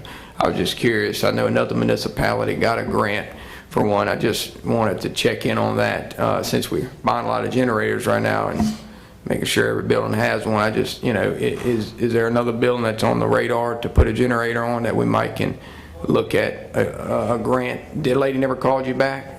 There was never a response. I did follow up Okay. the contact you provided, and I did not receive a response. Okay, just checking. And it'll be for this building and that And City building. Hall. City Hall. Yes, sir. I do know that Charles in the past, and even I did when I was in the grants manager position, looked for generators repeatedly for buildings. Those are very difficult to come by in terms of grants. That may have been provided under FEMA or some other type of special arrangement. I believe that was a smaller municipality. Yeah, and that's why I got the contact, because I don't write grants, and he Right. does, and you're familiar with it, so I wanted to get the contact over to talk with another municipality where maybe, she actually didn't, she worked for a company who sells them, so I was hoping that, she may be able to shine some light on something. I didn't even talk with her, I was just told by that's who they went with to write the grant, so I figured that would help out with some expenses, so that's all I was getting at. May not qualify for any of them, but if we can't talk to her yet, it can't know, yeah. It's a great lead. Yeah, Anytime you hear about those, Yeah. it's great to hear about those. Exactly, so, but yeah, and we're installing these for the rec center, and for here, we're in-house installing. That's correct. No contractor. As far as we know, the city workers have been capable in the past of installing it, or maybe something wild and weird that shows up that we have to contract out, but as far as we know, we have capable staff able to install from the start to the finish. The only thing we have contracted out is the gas line. Yeah, with Atmos. The other thing I'll say too, and I think you know this, and this council has even approved these, we do try to take advantages of grants for the generators for the sewer lift stations. That is an easier to achieve grant because it's more directly related to an immediate impact of health and welfare related to water and sewer quality. Just one quick question, Lacey. What other, if you know off the top of your head, what other buildings that are left out from the city that would probably need a generator? I think this will complete all of the city buildings. We did have one here at City Hall. It got to the point where it was limping along on its last legs, and it never did power the entire building, and it did not power this council chambers.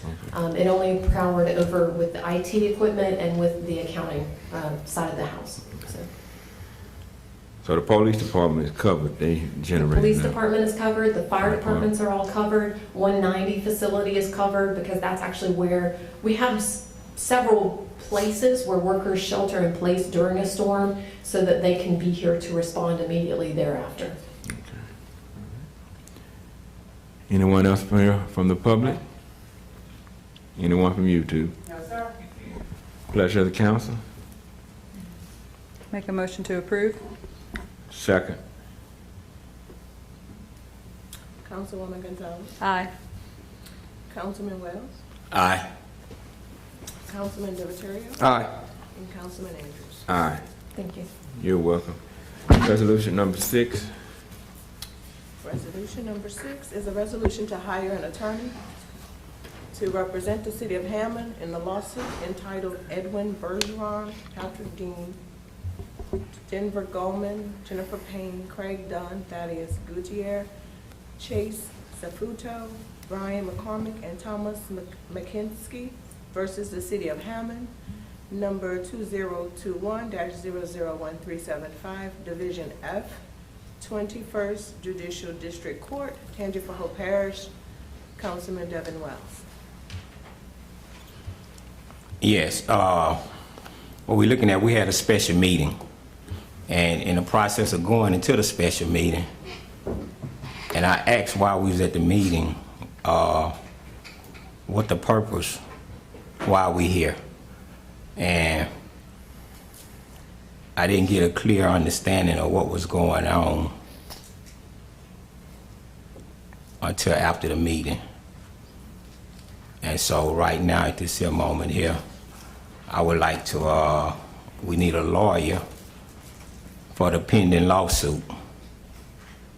So that's why I would like to get a lawyer, because I'm not a lawyer, and anytime I don't know something, I'm not gonna try to figure nothing out. I'm gonna find somebody that know more than me, and we need a lawyer because we would like to move on with this.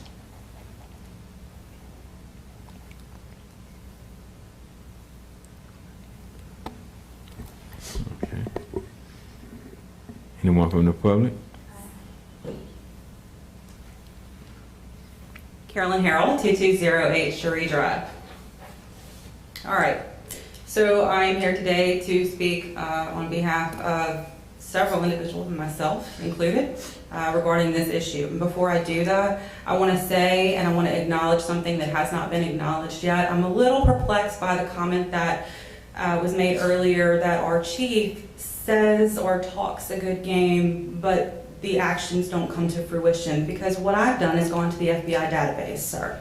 And I've actually gotten the data, and I've mined the numbers to find out what our crime rate looks like since this new chief has been appointed. And so, Chief, I'd like to let you know that according to the FBI database, since you've taken over, burglary in the city of Hammond has decreased by 60%. Larceny theft has decreased by 25%. And forcible rape has decreased by 70%. So congratulations. So I absolutely disagree, as do the numbers from the federal database, that it is just talk. The other thing I would like to talk about is the force evaluation. A use of force evaluation does not require an attorney. I watch YouTube Live every other week. When the attorney stood up here and said that you all need a quarterback, that was the most pitchy sales pitch I have ever heard an attorney give. Use of force evaluations are done by municipalities and law enforcement agencies all the time for internal investigations and for the courts. You need a certified use of force evaluator. That is all you need. The city only needed to spend $3,000 to $4,000 on an evaluator. That is it. We did not need an attorney to quarterback for us. We did not need to use tax dollars to have an attorney quarterback for us. You live in Southeast Louisiana. We have a plethora of certified individuals who are use of force evaluators. They are certified by the federal courts in New Orleans. I would be pleased, more than happy to give you a list, and they would have offered you their services. So what a use of force evaluation is not, it is not an opportunity to depose officers. It is watching a video and evaluating it according to Graham factors and the force continuum. I know you are in law enforcement, you're familiar with the force continuum. It's changed a little bit over the years, right? However, this is not an investigation. So we cannot ask our officers to answer questions that violate their Garrity rights. It is a use of force evaluation, that is all. And so I would like to ask you all to move forward from 2017. Because what we see in this city is all these other cities moving forward around us, but you all are stuck in 2017. Prosecutors have looked at this video. Federal individuals have looked at this video. No charges have been brought. No investigations have been opened. We are talking about 2017. This is not unique. You will have use of force videos frequently in every law enforcement agency from here to each and every coast. Every video is difficult to watch. We watch them, we get emotional. That's normal. But just because it's difficult to watch doesn't mean that someone used excessive force, right? My husband's been in law enforcement for over 20 years. I've never once watched one of his videos when there's a use of force eval. Why? I don't want to see that. Why would I? Because it's hard to watch. Sometimes they end up on social media. Just because it ends up on social media and it's hard to watch doesn't mean that it was excessive. You have to give the investigation time to play out. So, let me get to my point. I just want to know what the goal is, because I watch Carly every other week say, what are we doing? What is the end goal? Because the mayor has said, I'm going to support this chief. The mayor has said that this video has been run through the ground I don't know how many times, and no one has said that there has been a violation of Graham factors or excessive force. So what is the goal? And why are we spending our money on evaluators? And I guarantee you that these officers have probably paid to have their own private evaluation. So even if this evaluator, Seth, says exactly what you want him to say, you're going to have 3 others that come at you that say something else. And then what? You're still stuck here with nothing to use to get to whatever the end goal is. And I don't know what your end goal is, but if these are the numbers that he's putting up, if you have a chief in this town that is giving you a 60% reduction in burglary, a 25% reduction in larceny and theft, and a 70% reduction in rape, what are we doing? That is leadership. I am proud to live in a city that has leadership like that. Numbers don't lie. The morale is up. And let me tell you what's going to happen if you continue to throw officers under the bus and not support them when you have a use of force incident. What's going to happen is, and I can already tell you what's happening now, they're going to say, officers that are young guys looking for jobs are going to say, City of Hammond doesn't support their police. I'm going to go somewhere else. And they are. And guess what y'all are going to get? You're going to get the leftovers. You're going to get the liabilities. That's who's going to apply. Because for all of these other departments that pay well and whose councils support them, they get the best of the best. Here, you're going to get who's affordable. You get me? And then you're really going to hate your police department. And then you're really going to have lawsuits. And we got a problem. I just need to know if we're going to have a public flogging every time there's a use of force video that comes out on Facebook or Twitter. Are you going to support your officers? I want to know what your goal is with this quarterback, with this evaluation, if it says what you want it to say. I want to know if our officers are going to be publicly shamed and told that they're going to be subpoenaed when we have no legal standing to subpoena them because it violates their Garrity rights. Because this was not an investigation. When are we going to support these officers? Because if these numbers, if he cannot stand here with a 70% reduction in rape and a 60% reduction in burglary, and say, look what I've handed you, and you can't support that, what can you support? Because we, the city, the citizens, we support that. We're very happy with that. So please tell me what your goal is with all of this. And Sam, you're my councilman. I've wanted you to do the right thing from day one. My door is still open to you. It's been open since the beginning. You can still walk in my house. I am waiting for you to do the right thing. I don't want to run against you. I don't. But I am being asked to every other day. So what is your goal? You can talk to me anytime you want. You know my cell phone number. I think my cell phone number is on any billboard you can find. So it's not hard to find. So right now, what we got on the table right now isn't to discuss my goals with you right now. We got a agenda, and we've been here for a while, and I got a family I like to get home to, just like I'm sure a lot of other people would in this room. So right now, what we're going to do is, I think we're on resolution. Do we have a time that we're working on, President, or are we just open forum tonight? Should be 3 minutes. Okay, I just didn't know if we had. Well, if I'm wrong, I'm just asking what your goal is for this eval, since we're spending tax dollars on it. I've got several individuals in your district, also in other people's districts, that would like to know what is the end goal. Very simple question. I don't think I'm being disrespectful. I, in fact, voted for you, Sam. Yeah. So I'm asking Thank you. I appreciate it. as someone who voted for you, Made the right choice. what is your goal?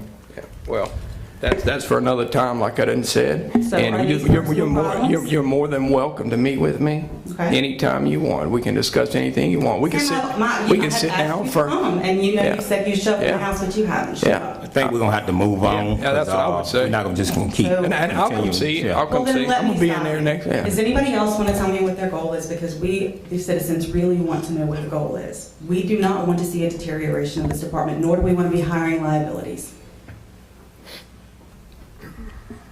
I don't think anyone wants to see a deterioration of the department. And I thank you for coming up here, expressing yourself. But I receive phone calls, I receive text messages, I receive emails from other citizens wanting answers. Now, and that's where I'm trying to get to an answer to be able to provide to the citizens as well. I'm not here to discredit anybody. I'm not here to tear anyone down at all. That's not my job. That's not what I'm trying to do.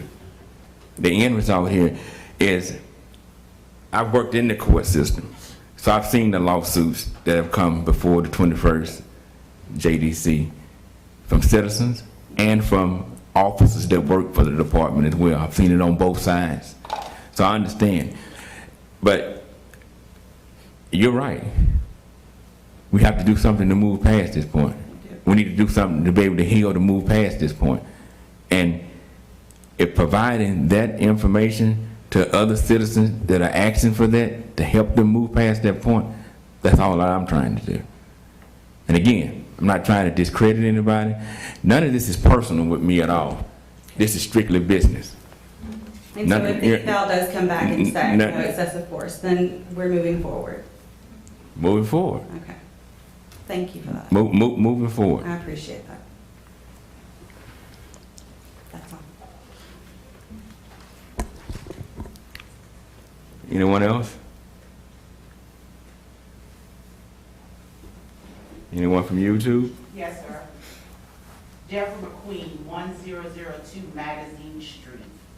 Her question is,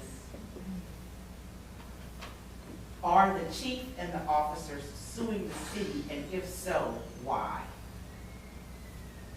Andre, do you want to Andre, can you answer this so that it's answered Correctly. from a legal standpoint? Yes, the officers have filed a lawsuit to prevent them being questioned and deposed in the context of the consultant doing his evaluation of the video. So that's why they've filed a lawsuit to prevent them from being required to answer questions in deposition. Another. Go ahead. Shauna Seals, 610 South Range Road. She had referenced the same question as this constituent relative to what's the expected outcome from the investigation. She then says, the council did not answer the question. What information, Councilman Andrews, are you referring to when you said, when we received the information? from this investigation or Or the report? attorney or the report or whatever it is? I'm sorry. That information is gonna be provided here at the council meeting to the public. So, Is that the report then? yeah. Okay. Well, Yeah, I think that's what. right, is whatever confusing. whatever we receive back from SIF, that's the information that's gonna be provided to the citizens. And I think, I'm gonna say this here. We can't sit up here and answer none of the questions. And I'm gonna tell you why.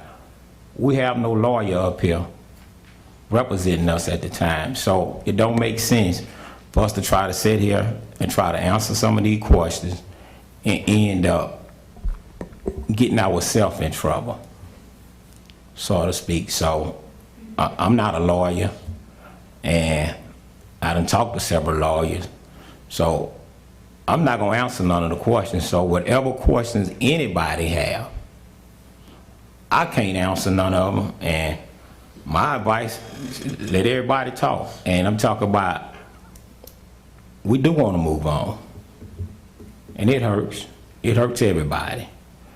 And so that's all we're trying to see, the result. Nobody know the result. We can't answer nothing. So that's it. Thank you, President. Good evening. Patricia Amos. I live on Sylvan Avenue in Whitmore Acres. And I'm just going to circle us back around to the original title of this agenda item, which is Resolution to hire an attorney to represent the City of Hammond in the lawsuit entitled, et cetera, with the docket number. My question is, why can't the city use the attorneys it already has on staff to represent the council and the city in this lawsuit? Why is it necessary to hire someone else to do that?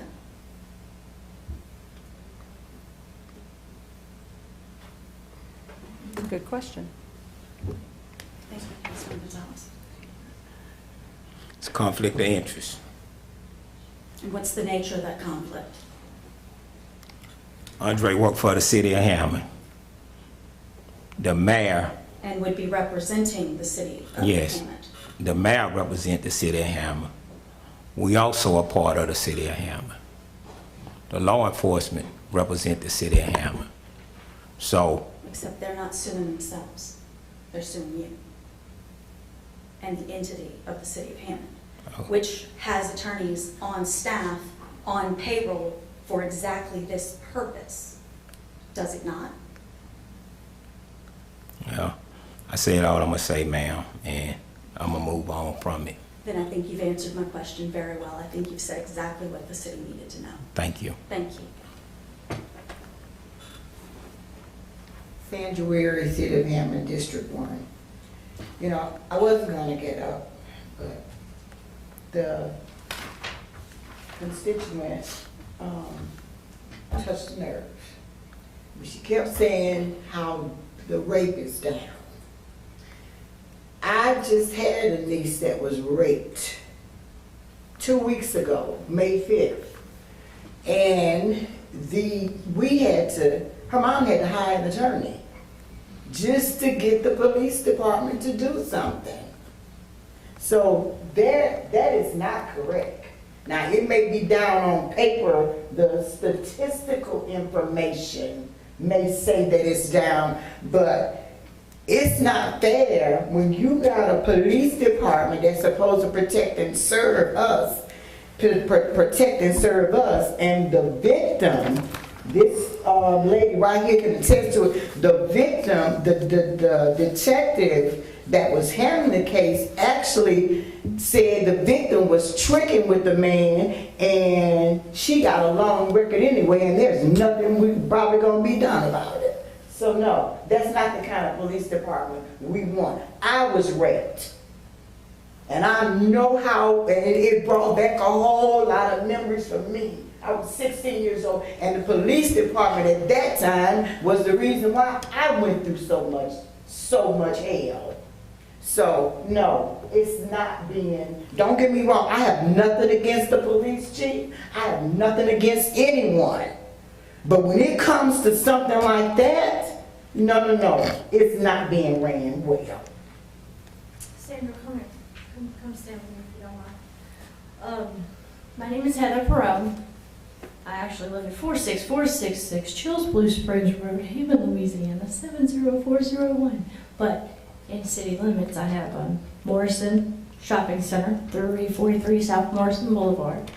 We have the strip mall that occupies, we have the Bearded Barber, Subway, the Lone Place, and my mom and pop's 41 years in the making Pro and Shoe Service, shoe repair, dancewear, all that good stuff. So we do love our town of Hammond. We have been here 41 years in business. That's almost unheard of as far as a mom and pop business not to be taken over or put out of business by Amazon or Walmart, corporate America. So that says a lot for our town. And well, first and foremost, I would like to add or state the fact this is the first city council meeting that I've sat in on.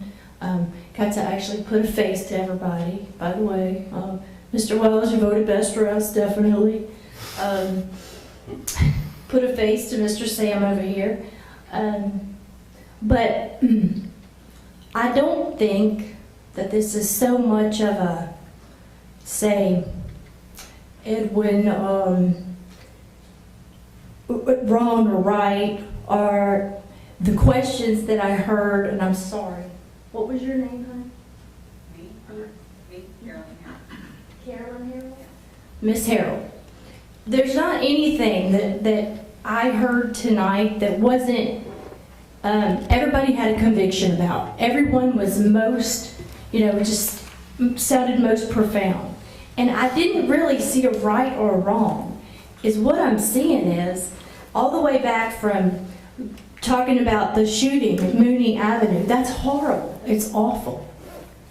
Talking about the guns and the four-wheelers, and so I started thinking about it on another level, and that level being, I was thinking, could have been my son on the four-wheeler in the park, because he rides, he's riding through the drive-through of Taco Bell on his Kubota tractor, and everybody in my neighborhood has a gun, okay? It's more of a matter of, there is no doubt, it's factual, actual. We have areas that are higher in crime, okay?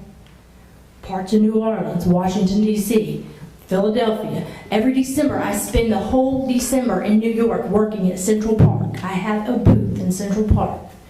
Central Park, there's parts of Central Park that are nothing when it comes to Hammond, seriously.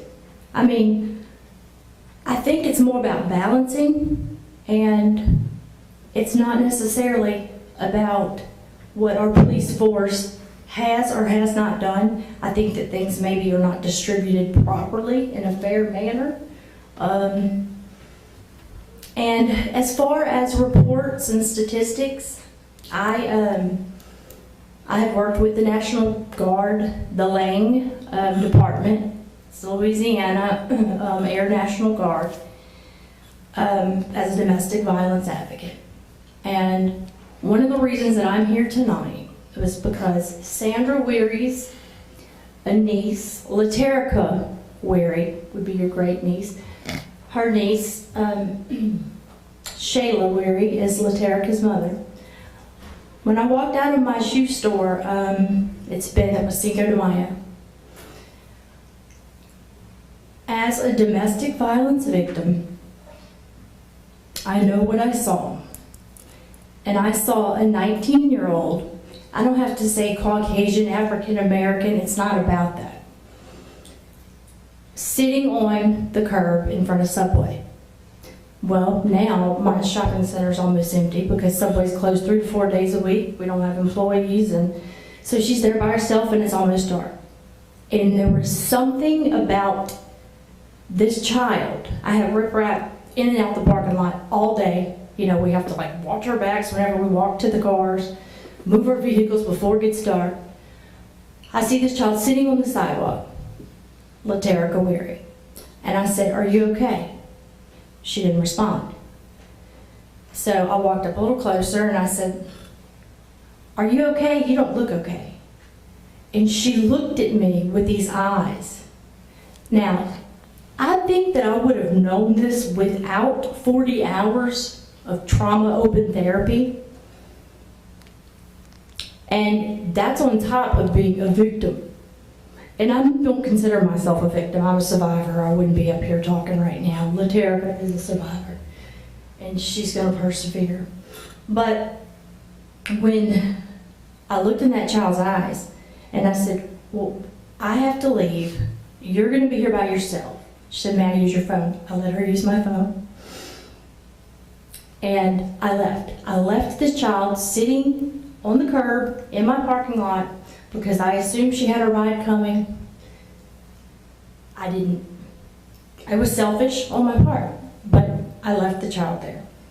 And I went to meet my son, Cinco de Mayo in Covington. An hour later, I had not stopped thinking about this girl. My phone rings from the phone number that she used to call my phone. And it was one of her girlfriends. And she said, "Is this Miss Heather? Is this Miss Heather?" I said, "Yes, yes." I said, "Is this Laterica?" I said, "Well," she said, "No, ma'am." She said, "Laterica was raped. We're at the hospital doing a rape kit." I said, "Are the police there?" And I immediately left Covington, went straight back to Hammond, went to my shopping center. Laterica had the rape kit done. She spoke with me probably 10 minutes from the time that she actually had the rape kit done in the hospital. When she walked out of the hospital, she was, her girlfriend was on the phone with me. And Laterica said that she did not give a statement or a report. I said, "Well, honey, if you had a rape kit," I said, "I'm sure," she said, "did the police come?" She said, "Yes, they did." She said, "But I didn't give a statement or report." I said, "Okay, I know this has been very traumatizing. I need you to get to my shoe store. And we're going to have them come do an official report. Because I know as a victim, this is most important, imperative, that she have an official police report the night of the accident, incident, assault, and holds much leverage on her part, which obviously she has needed. Because for the last 2 weeks, we have done nothing but try to convince the Hammond PD that she is indeed a victim. We have had to defend her motive for basically, why would you report a false rape report? Do you know only 6 to 7% of rape reports are false allegations? An African American lesbian female has no reason. And I'm going to stop there. It's not our decision whether she was raped or not, but the report was made. The rape kit was done. It is the district attorney's decision if they want to file formal charges and then how they will prosecute. I, as an advocate, could not even get her trauma therapy, which is most important immediately after, during the aftermath of rape. You know why? Because she's not a victim unless he's been arrested. So all of these free resources that are out there, RAIN, STAR, sexual trauma awareness response, they all answered the phone. You know, they were very nice. I wish there was something we could do. But you know the criteria in order to have any of this assistance for this child to overcome something was most important, that she get this help and treatment directly, immediately after she was raped, as she's processing this trauma.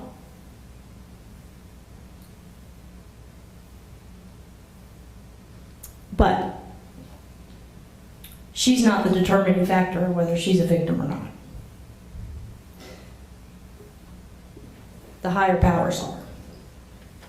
And when I tell you that through my experience in working with domestic violence victims, there was nothing but absolute trauma that I saw from this child. I call her a child. I have a 21-year-old daughter, I have a 19-year-old son, and a 15-year-old daughter.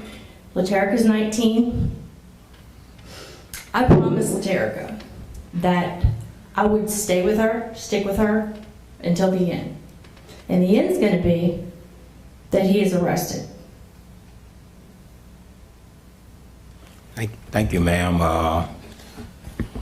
We really appreciate the information that you provided to us. And as a city, and I hear this a lot,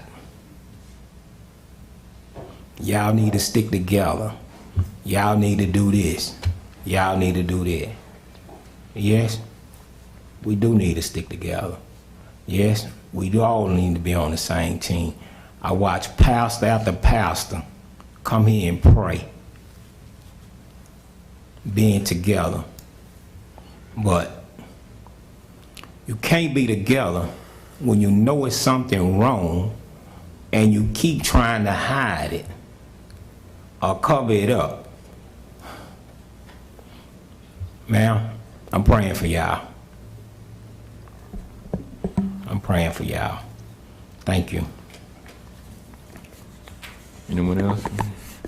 Relative to the response of Councilman Wells when he indicated it being a conflict of interest, with Attorney Kudran being the attorney for the council as well as the attorney for the city.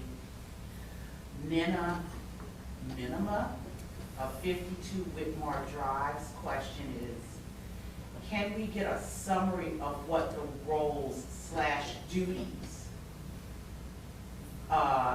Attorney Kudran has relative to representing the city? And she also wants to thank you, or thank the police department and the great job that the chief and law enforcement for all that they do and their efforts show in the stats. And she's just making that statement as a director of a DV and sexual assault center. Yes, as the Hammond City Attorney, I'm the Chief Legal Advisor to the Mayor, the City Council, and all the city boards and commissions. I also generally represent the city in all litigation, but the charter does give the city the opportunity to hire special legal counsel, and that legal counsel would have to be approved by the City Council.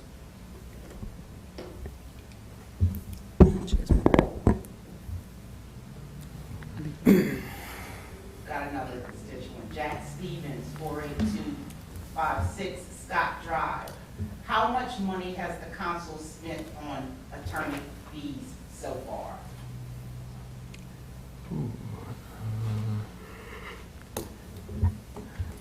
Give me a second, see if I can find it.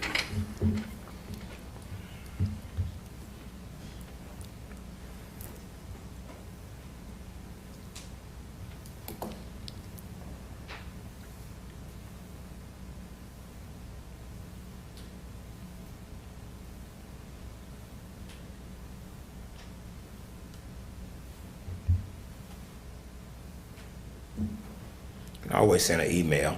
Yeah. Yeah, we just can't wait for that. No. And I always send an email.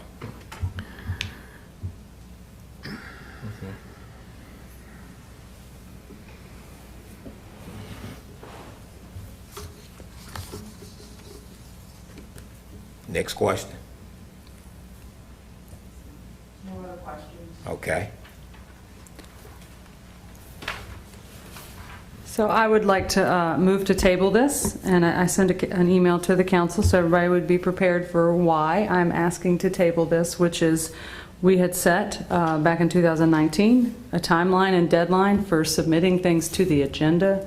which basically closed out submissions on a Friday, and this item was added on a Monday. And I know Councilman Leon based his absence on the agenda we received Friday. I don't know if this would have changed his mind, but I just think that we set these rules in place so that the administration wouldn't give us things too late so that we weren't able to be prepared for them.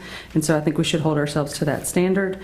In addition, it's public record, so I'm not divulging any information. This hearing on this lawsuit is not scheduled till June 28th, so there's ample time for, should the council decide to defend it or whatnot, if we vote at the next meeting on this, that attorney will have plenty of time to respond. So I don't want to waste taxpayers' money at this point until we can vote on it properly and discuss it properly.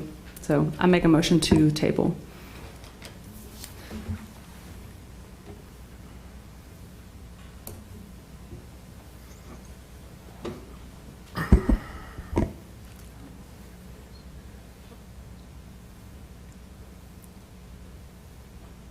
Take it there's no second. Well, if there's no second, fails. Council President, then the motion would die for lack of a second. Right.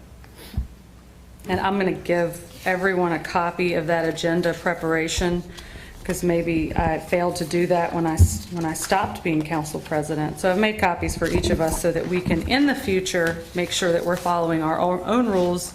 And if you want to change them, maybe submit a resolution by the deadline to change them. Now I'm gonna comment on it. Sure. We done had several items to come before us at the last minute, and wasn't nothing said about it.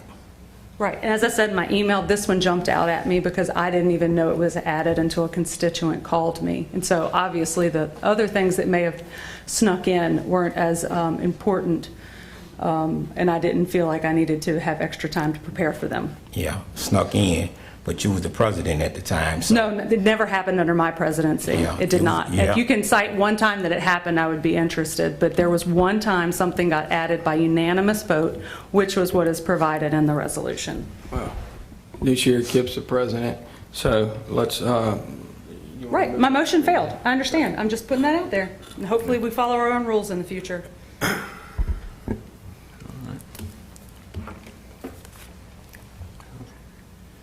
I was trying to find that invoice, but I can't find it. But if they could give you their email information, I'll send that to them. You could ask them for it for me. Yes, sir. Okay. All right. One other thing, Jack Stevens of 48256 Scott Drive also asked, will the new attorney for the council be a part of the $100,000 that we're already paying the other attorney? Well, actually, we're not paying the other attorney $100,000. We will put $100,000 in the account for legal fees, and that's going to come from that account. Okay. All right. Pleasure of the council moving forward, and make sure I get the email address.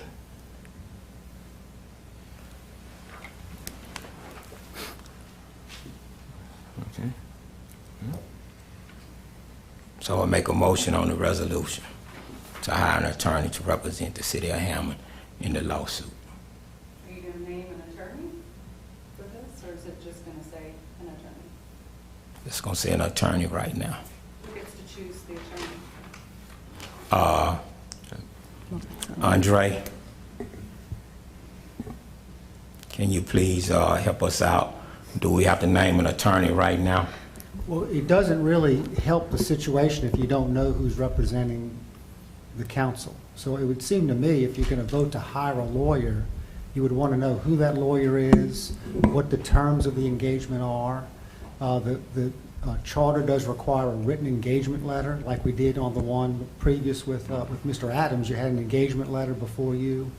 So that really seems to me to be part of the motion. If you want to hire a lawyer, who that is, what are the terms of the engagement? right now, you know, what we're dealing with right now is a time frame. The attorney that we all voted on to hire for this lawsuit here, Mr. Mark Adams is looking for somebody possibly to recommend for this. So we have to get this in gear, and this is what we're doing since we are on a time frame, and that's probably why it did come short notice, because we have to have somebody represent us on the case that city being sued for a restraining order that could have been cooperated, and everybody could have, we wouldn't even been here right now if they were cooperated, didn't have restraining orders, and refused to come in and answer questions. So let's make that clear about wasting money and everything. It could have been done without all this.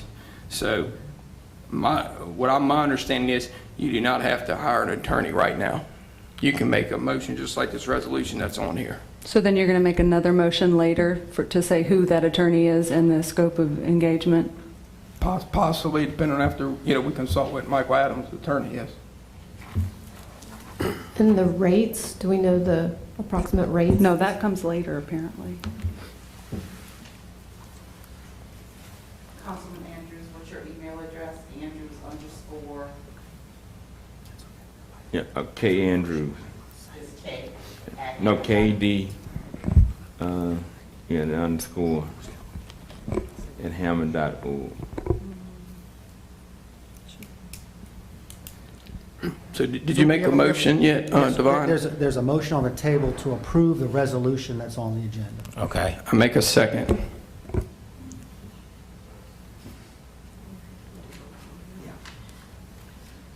Councilwoman Gonzalez? No. Councilman Wells? Yes. Councilman Deveterio? Aye, yes.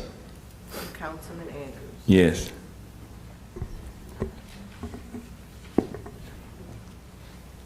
And to answer that question from that $100,000, there's a balance left of $94,816.33. Thank you. Yeah. Okay. Final adoption of ordinance, old business none. Final adoption number 1. Number 1, final adoption of an ordinance for a text amendment to ordinance number 14-5364 regarding Article 6.1.3 mixed use MXN to remove several allowed uses. TA-2020-070019.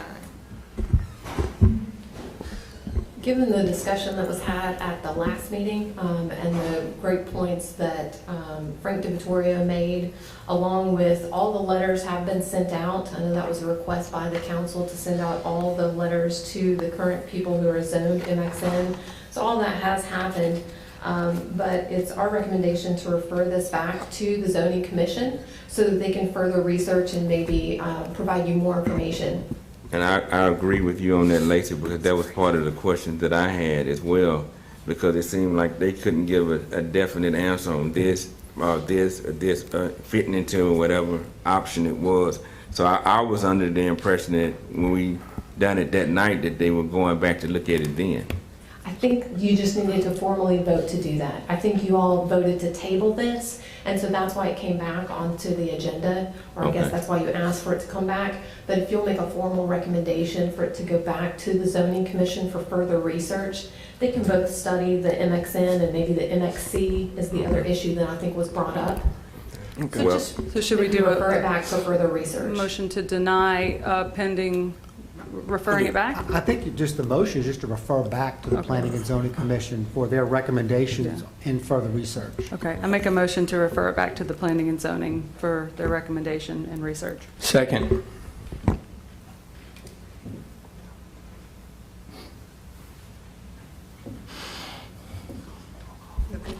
Councilman Gonzalez? Yes. Councilman Wells? Yes. Councilman DeVittorio? Yes. And Councilman Andrews? Aye. New business, final adoption.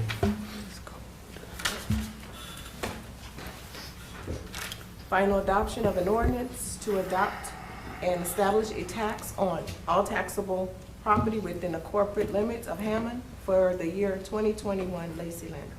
Just to reiterate one more time, this is not an increase in taxes. This is just to set the tax rates for this year. And we do need to note and ask for public comment. one last time. Anyone from the public here on this matter? Anyone from YouTube? No, sir. Okay.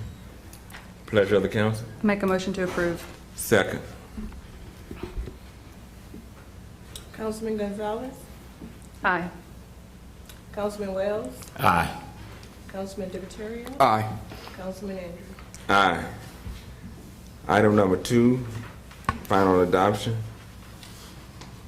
Final adoption of an ordinance to approve an expanded conditional use request by Betty L. Brown, owner, to allow placement of a manufactured home meeting all code requirements on Lot 7, Block 7, Greenville Park.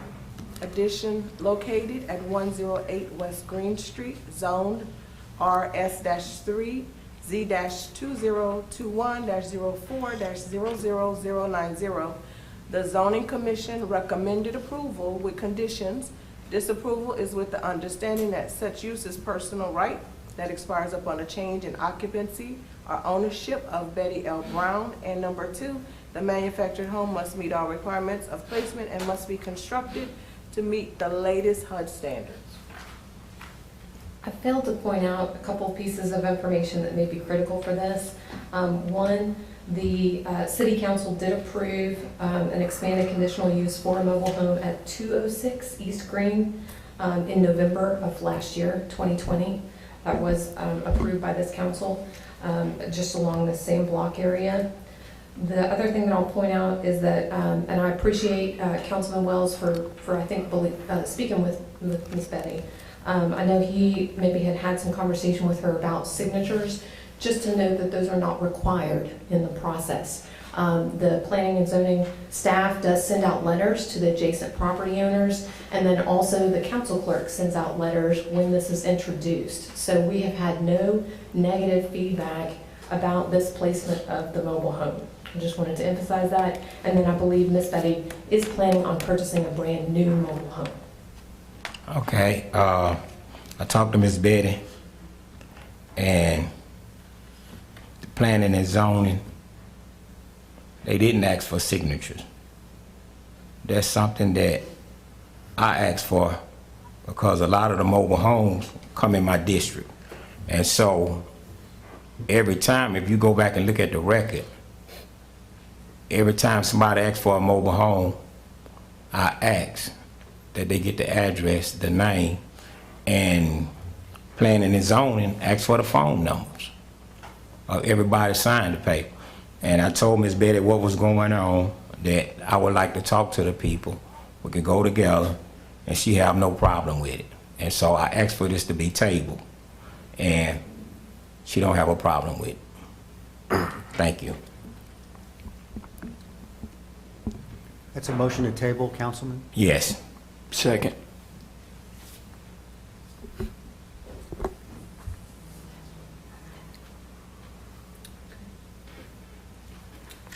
Councilwoman Gonzalez, Aye. Councilman Wells, Aye. Councilman DeViterio, Aye. and Councilman Andrews. Aye. Introduction of ordinance and set for public hearing. Introduction number 1.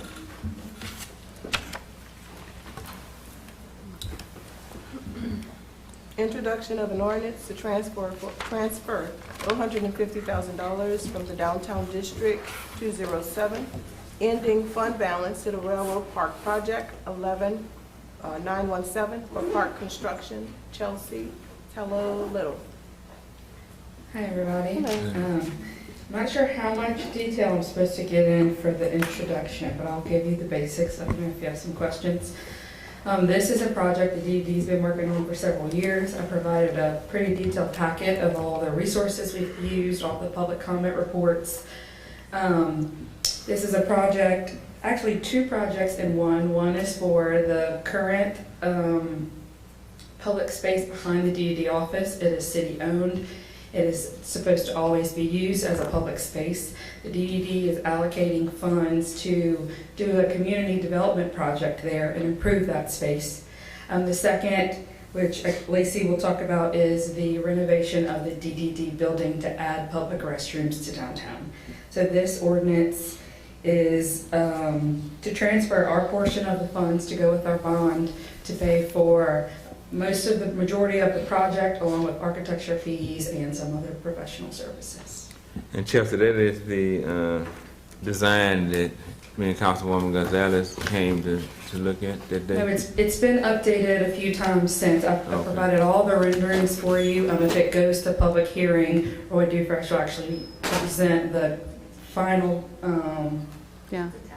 yeah, it's attached, but he'll do that presentation at the public. Yeah, it is a little different, but yes, Well, same. from what I saw was Yeah. nice. So yes. Yeah, we had some public input about safety and some different art things, so we've adjusted it, but majority of it is the same.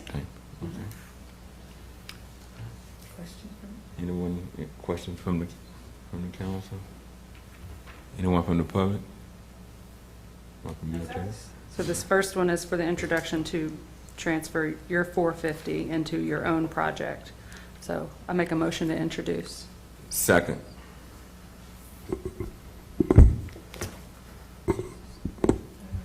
Councilwoman Gonzalez.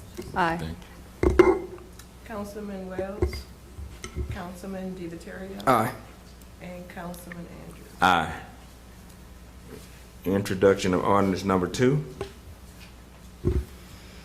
Oh, I'm sorry, I think I needed to let you guys know that a public hearing is set for June 8th, 2021 at 5:30, is that correct? Yes. Okay. All right, number 2, an introduction of an ordinance to transfer $160,000 from the sales tax 203 ending fund balance to the Railroad Park Project 11917 for park construction. Lacey. We are asking for this to be introduced for public hearing as requested. This would be the city's portion to help with these improvements in downtown. The sales tax fund balance in your current consolidated budget, the current consolidated is attached and also the new one.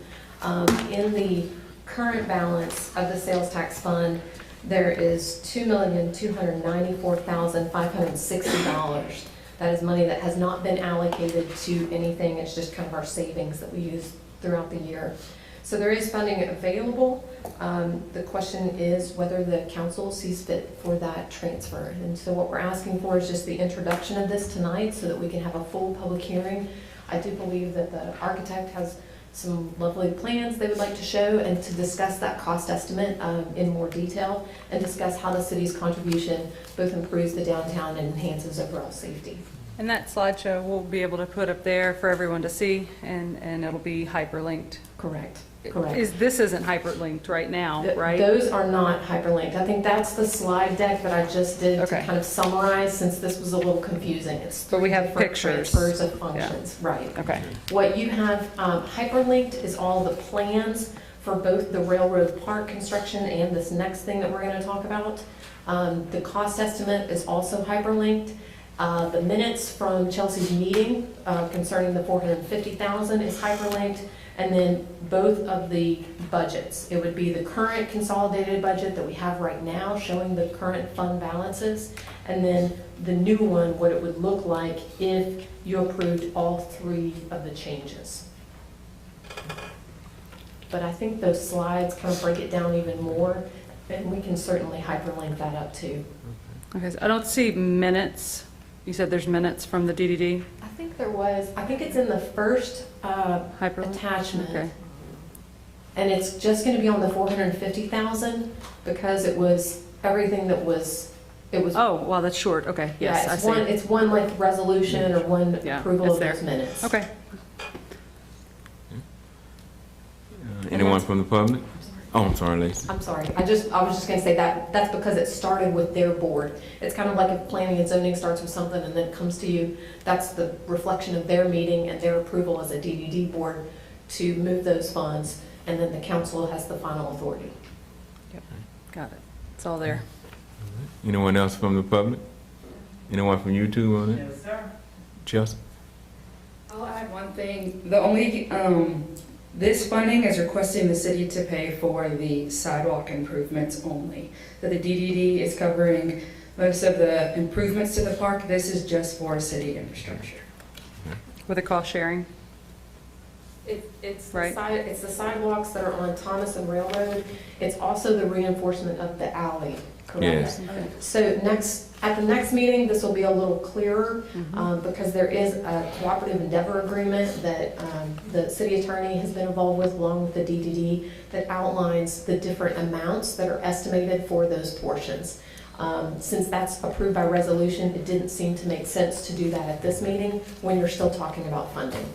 So that'll come at the next meeting. So this is sidewalk, but we already have sidewalks there, correct? It is. I mean, It's an enhancement of those sidewalks, so it's a change to the overall style that's downtown, and an improvement, and I think a widening, if I remember correctly. Right, yes.